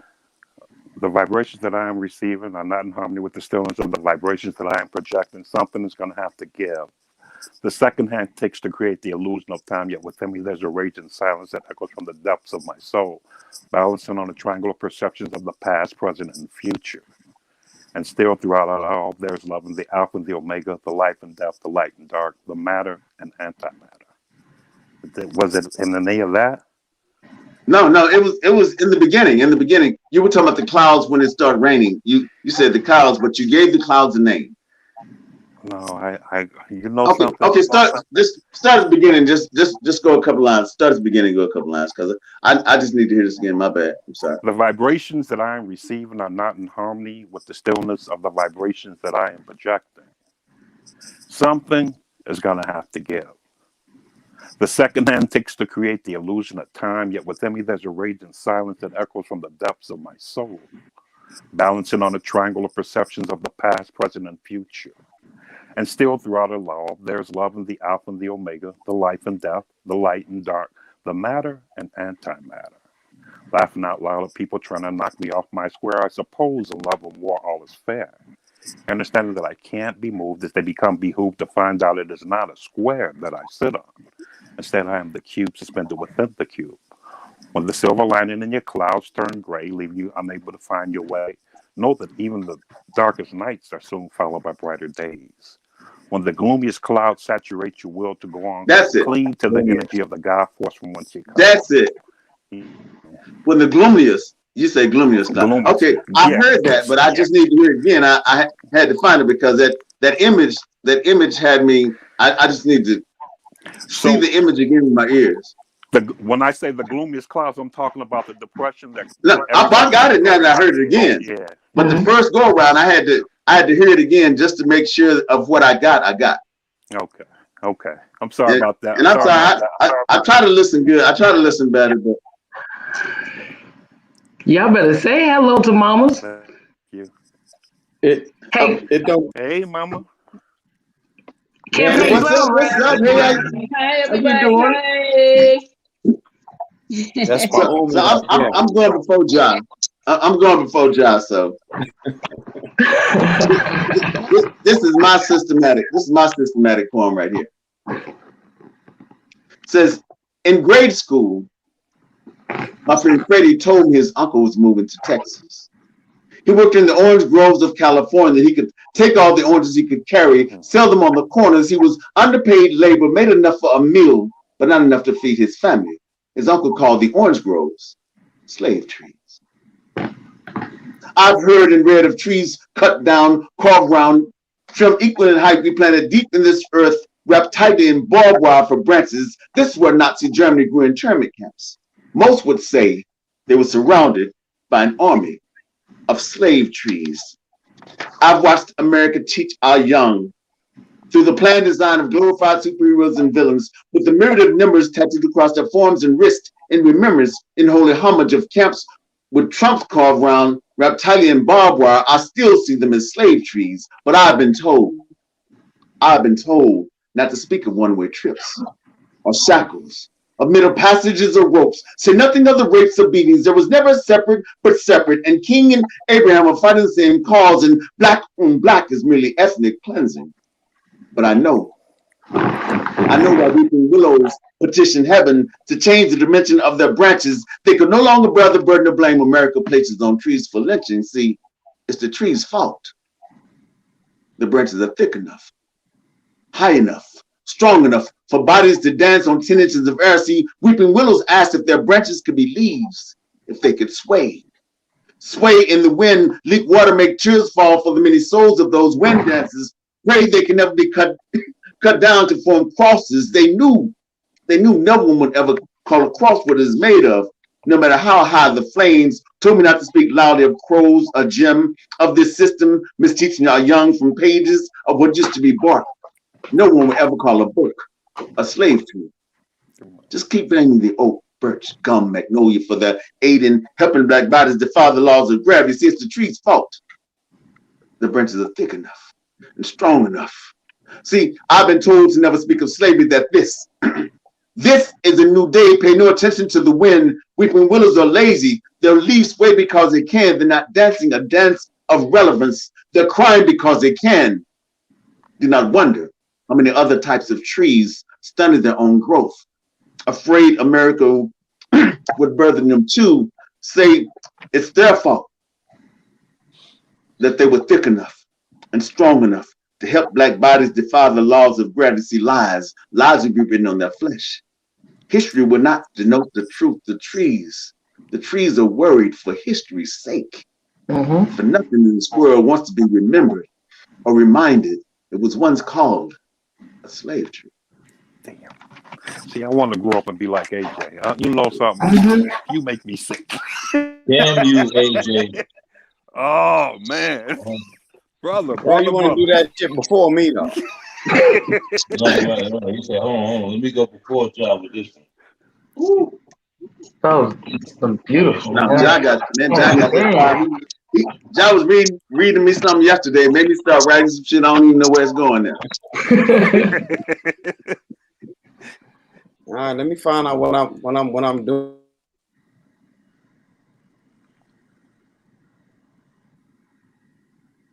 Did it mute itself out? I got you. Oh, okay. Son, you should know by now the police have authority over your breathing. There is a common law that makes them always have the right to take you from us, cage you like an animal, snatch your voice away, turn your forever home into a graveyard. Every day I struggle, trying to find words to keep you alive, safe. Keep your lungs filled with air rather than lead. How do I speak to that voice inside? The one that glues my eyes to the TV, ears tuned into every news flash. The idea that some phone calls aren't meant for parents to hear still. They find our hood, find our parents in empty bedrooms and puddles of tears. Son, they are gunning for you. The police, judges, those who only see bitter in your color, they are making plans for you, son, setting a stage for us to cover you with earth, hidden so far when no one else can see you again. They are trying to make newspapers rich, fill obituaries with columns like trophy pieces, baby girl. Listen, I know Sweet 16 sounds great. The age of 25 sounds like happiness and fun time. Sounds like just maybe I could be good today. Have an amazing moment. I must warn you, baby girl. I must protect you by feeding you these truths that I hate to share. Dread repeating the facts that it's your color alone that causes their dissatisfaction. They want to see your blood. They want to decorate their land with your disposal. They want to see life leaking from bullet wounds and our eyelids at the same time, dear child. I need you to know they will smile with lies in their heart, foolery in their windpipes. They don't like you or your blackness. They hate you and your ancestors. They will always see targets regardless of the flowers that hang from your spirit, baby girl.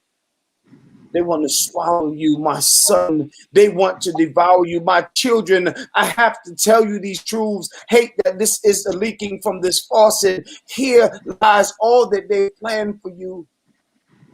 I need to bring your enemy before your eyes. In the core of the family room, right in front of this picture tube, the circus box, because you must know who they are. They're not a descendant of a slave.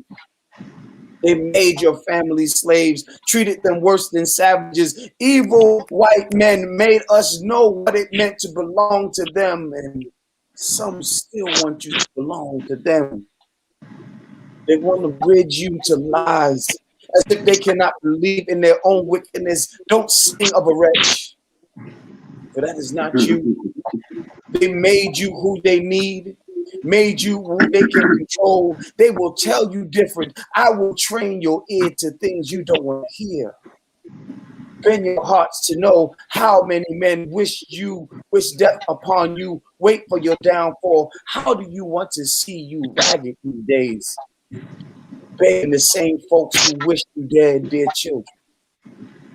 You are to walk on these streets that don't like your rhythm, don't know your heartbeat, a continent that cannot make you comfortable, a climate that shelters you from your own self, from your own God, till you hide from your own reflection. They cannot make your footsteps feel safe here. Cannot tune to anything besides a little girl in one land lost. There are some places don't like home. But this is not your home yet. It can't be. Not when it tastes like separation. Not when it sounds like young war against old. And old folks live in homes instead of at home. For this is not a place for saints. These are hellions. These are devils who trash the names of so many, make war zones out of apartment housing and low-income developments. They want peace on you. Want to see you dead. So my son, hold dear to your sister. Spend time with your grandparents. Ask your grandmother about her past, who your ancestors are. Ask how big their shoes were. Ask if their neighbors wore dashikis because they look good or because they had something to say. Ask how you got here. Ask whose name lined the bottom of the bill of sales. Ask her who bought you. Who paid for the ship to scale those rough waters carrying cargo. Carrying your ancestors. Ask this world to be truthful. Stand in your ground. Know thyself and give hell to everyone who dare call you outside of your name. Dear child, will never care. And you will make the best of every situation, even though they want to see you dead. That's what's up. See, that shit make my damn chest get tight, man. All right. But man, you say circus box and bridge you lie. Bridges you, yeah. So you call that picture tube, that circus box, Oh no, I got it, but that just kind of rang a little louder to me. Yeah. Almost like Shadini was saying it. You're not gonna leave me alone. I got a powerful voice. I can't help it. No, I appreciate you. I'm saying I appreciate you. That's the only reason I say it, because I want you to know that it's mad respect. I got mad respect for you. So I wouldn't say anything if it wasn't out of respect. Thank you. That's love. This is powerful. Bringing that feminine energy as well. We're pretty. But this I told you God thinks highly of me. This is 10 times now. Myself, Ja, Mr. Witz. Man, this is something that we do every Thursday, 4 p.m. Pacific, 7 p.m. Eastern time. We try and make it work. And we're really trying to build a better community and a better system of thought in this process. You know, anybody want to talk about anything? We ain't scared of no Barry. Invite them in. We have a conversation. They might not be ready for what they're gonna get. Ooh. Sometimes you gotta scratch their conscience to get them ready. Yeah, we invite anybody that want to talk about whatever they want to talk about here. Yeah. Don't be scared. Don't be scared. Y'all be safe, man. Whatever y'all do, be safe out there, man. They killing us left and right, and make sure you let your people know to be safe and be aware of what's going on around them, because they're not playing right now. They on some different shit right now, and you got to be cognizant of that, because it'll sneak up on you if you're not really paying attention to what's going on. So be safe. That's true. Keep your eyes peeled and make sure We're 13% of this nation, quickly on our way to 11. Come on, man. Yeah. Come on. We need to go on the Speak Life tour, man. Go around the country, man. Hit the chitlin circuit for the poetry house, man. Look. Oh man. Knock the spot the whole way. It's some things coming. It's some things coming. Believe that. There's some things in route. John, I'm waiting for you, man. I'm still waiting for you.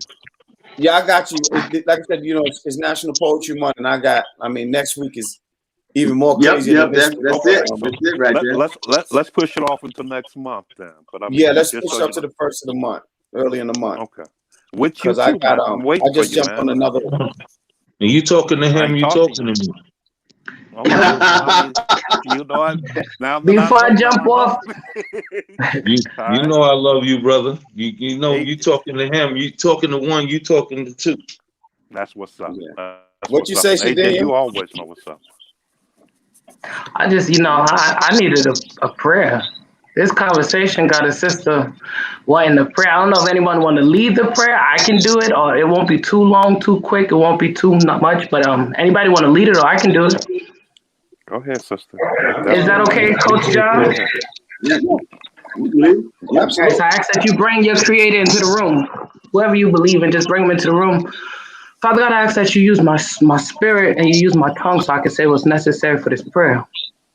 Father God, we come to you in gratitude. Thank you for having us today. Thank you for giving us another day. Father God, thank you for giving us breath. God, we ask that you continue to protect us from the reckless hate. Father God, I thank you so much for all the brothers on this screen. I thank you for all the brothers across the screen. I ask that you protect them and use them in powerful, mighty, mighty ways. I ask that you remind them that they have a big responsibility, but do not overwhelm them and let them know that they are powerful and they're going to do big things. Father God, I ask that you use all these men to rise up, move mountains, lift oceans, open seas, do whatever is needed to be. But Father God, don't shut their mouths, don't shut their hearts, don't turn them into rocks. Continue to bless them, continue to give them life. And we call on all the grandfather ancestors. We call on everybody that came before us. We need your power. We need your light. And we are so honored to walk in your footsteps. We are so honored to walk in the trails that you blazed. We ask that you continue to bless us, continue to give us the powers, because now it's our turn to trailblaze. Father God, I thank you so much for the power of men. I thank you so much for having me in this room. Father God, I thank you so much for just you. Thank you so much. And I ask that you continue to allow all people, but especially Black people, to find the gods in themselves, to find the kings and the queens, Father God. It's in your name we pray all day, every day. Ashe, ashe, ashe. Ashe. So listen, it's been great, man. Like I said, it's 10 times now. AJ and I, we're here, and Mr. Witz every Thursday, same time, same channel, YouTube, Facebook, even on IG. we're asking everybody, whatever those topics are, if it's for the betterment of our people, we want to have those conversations. And if we don't know everything, we can always Google it and figure it out. Let's just work on what we can do to make things better. I want to say thank y'all for everybody's words that you gave today. Obviously, your poems, obviously, that's going to be this National Poetry Month. I'm so glad we did that. But everything you contributed today, I appreciate it. The energy, man. We love it, man. We appreciate y'all. And it's been great. AJ, you want to say anything before we get out of here? Yeah, man. I want to say, man, it is. I'm saying it is amazing how the day becomes what it's supposed to be. Come on. That's right. Don't know where it started. I just want you to know that. So ask yourself when you first wake up, how do you morning? I'm not saying how you wake up. I'm saying how do you morning? How do you greet this new sun? What does it seem like to you? Can you be excellent within the confines of your day? See, if you wake up and you decide that you're excellent, no storm can make you not be. You can be excellent in the storm. So let's be excellent every day. Let's be about what we're supposed to be about, and let's find a way to be better tomorrow than we were today.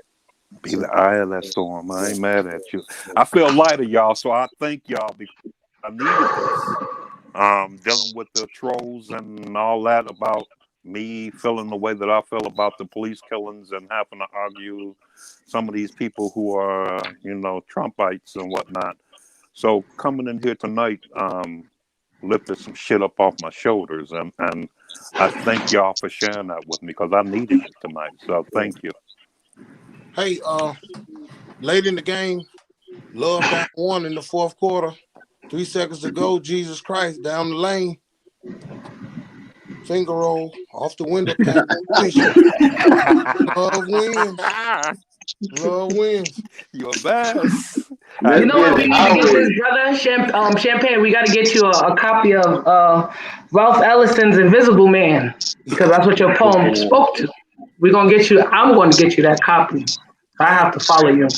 Bless. I'm new to the scene. I always had a gift. I finally gave in and just surrendered.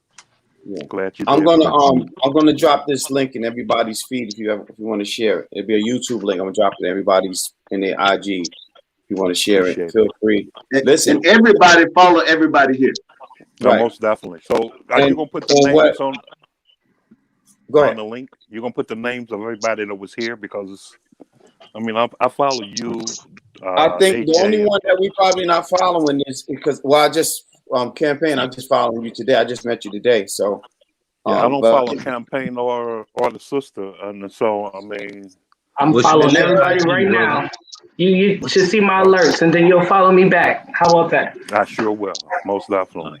Yeah. Does anybody feel like it's been more than 3 hours? No, man, time flies when it's right. In the blink of an eye. I was just checking because it don't seem like to me. What I want to say is this is what it's all about. Gathering of the minds and building, and thoughts create physical things. You know what I'm saying? Nothing on here didn't come without thought. You know what I'm saying? So thought create the physical. Yeah. So I love the fact that we're gathering and we're building. This is what they don't want. That's why they created those laws, to standing in the crowd. You know what I'm saying? There's a problem. Why they chase the wino or the alcoholic or however you want to view them from the corners, because they spoke a lot of truth and they held court. You know what I'm saying? Mm-hmm. A lot of people think they're crazy, but those are the ones who haven't had the time to have those conversations and understand the men and women that these people are and the journeys that they've been through. A lot of geniuses are out there. You know what I'm saying? So they don't want us doing this. I love the fact that we're doing it. Let's keep doing it. And for all of y'all, fire. Y'all souls. Once again, I want to thank everybody. Y'all be safe out there. Peace, love, respect, always. Until the next time. Already, keep shining your light. Man, love y'all. Appreciate y'all. Thank y'all so much. Good night, everybody. Love wins. All right.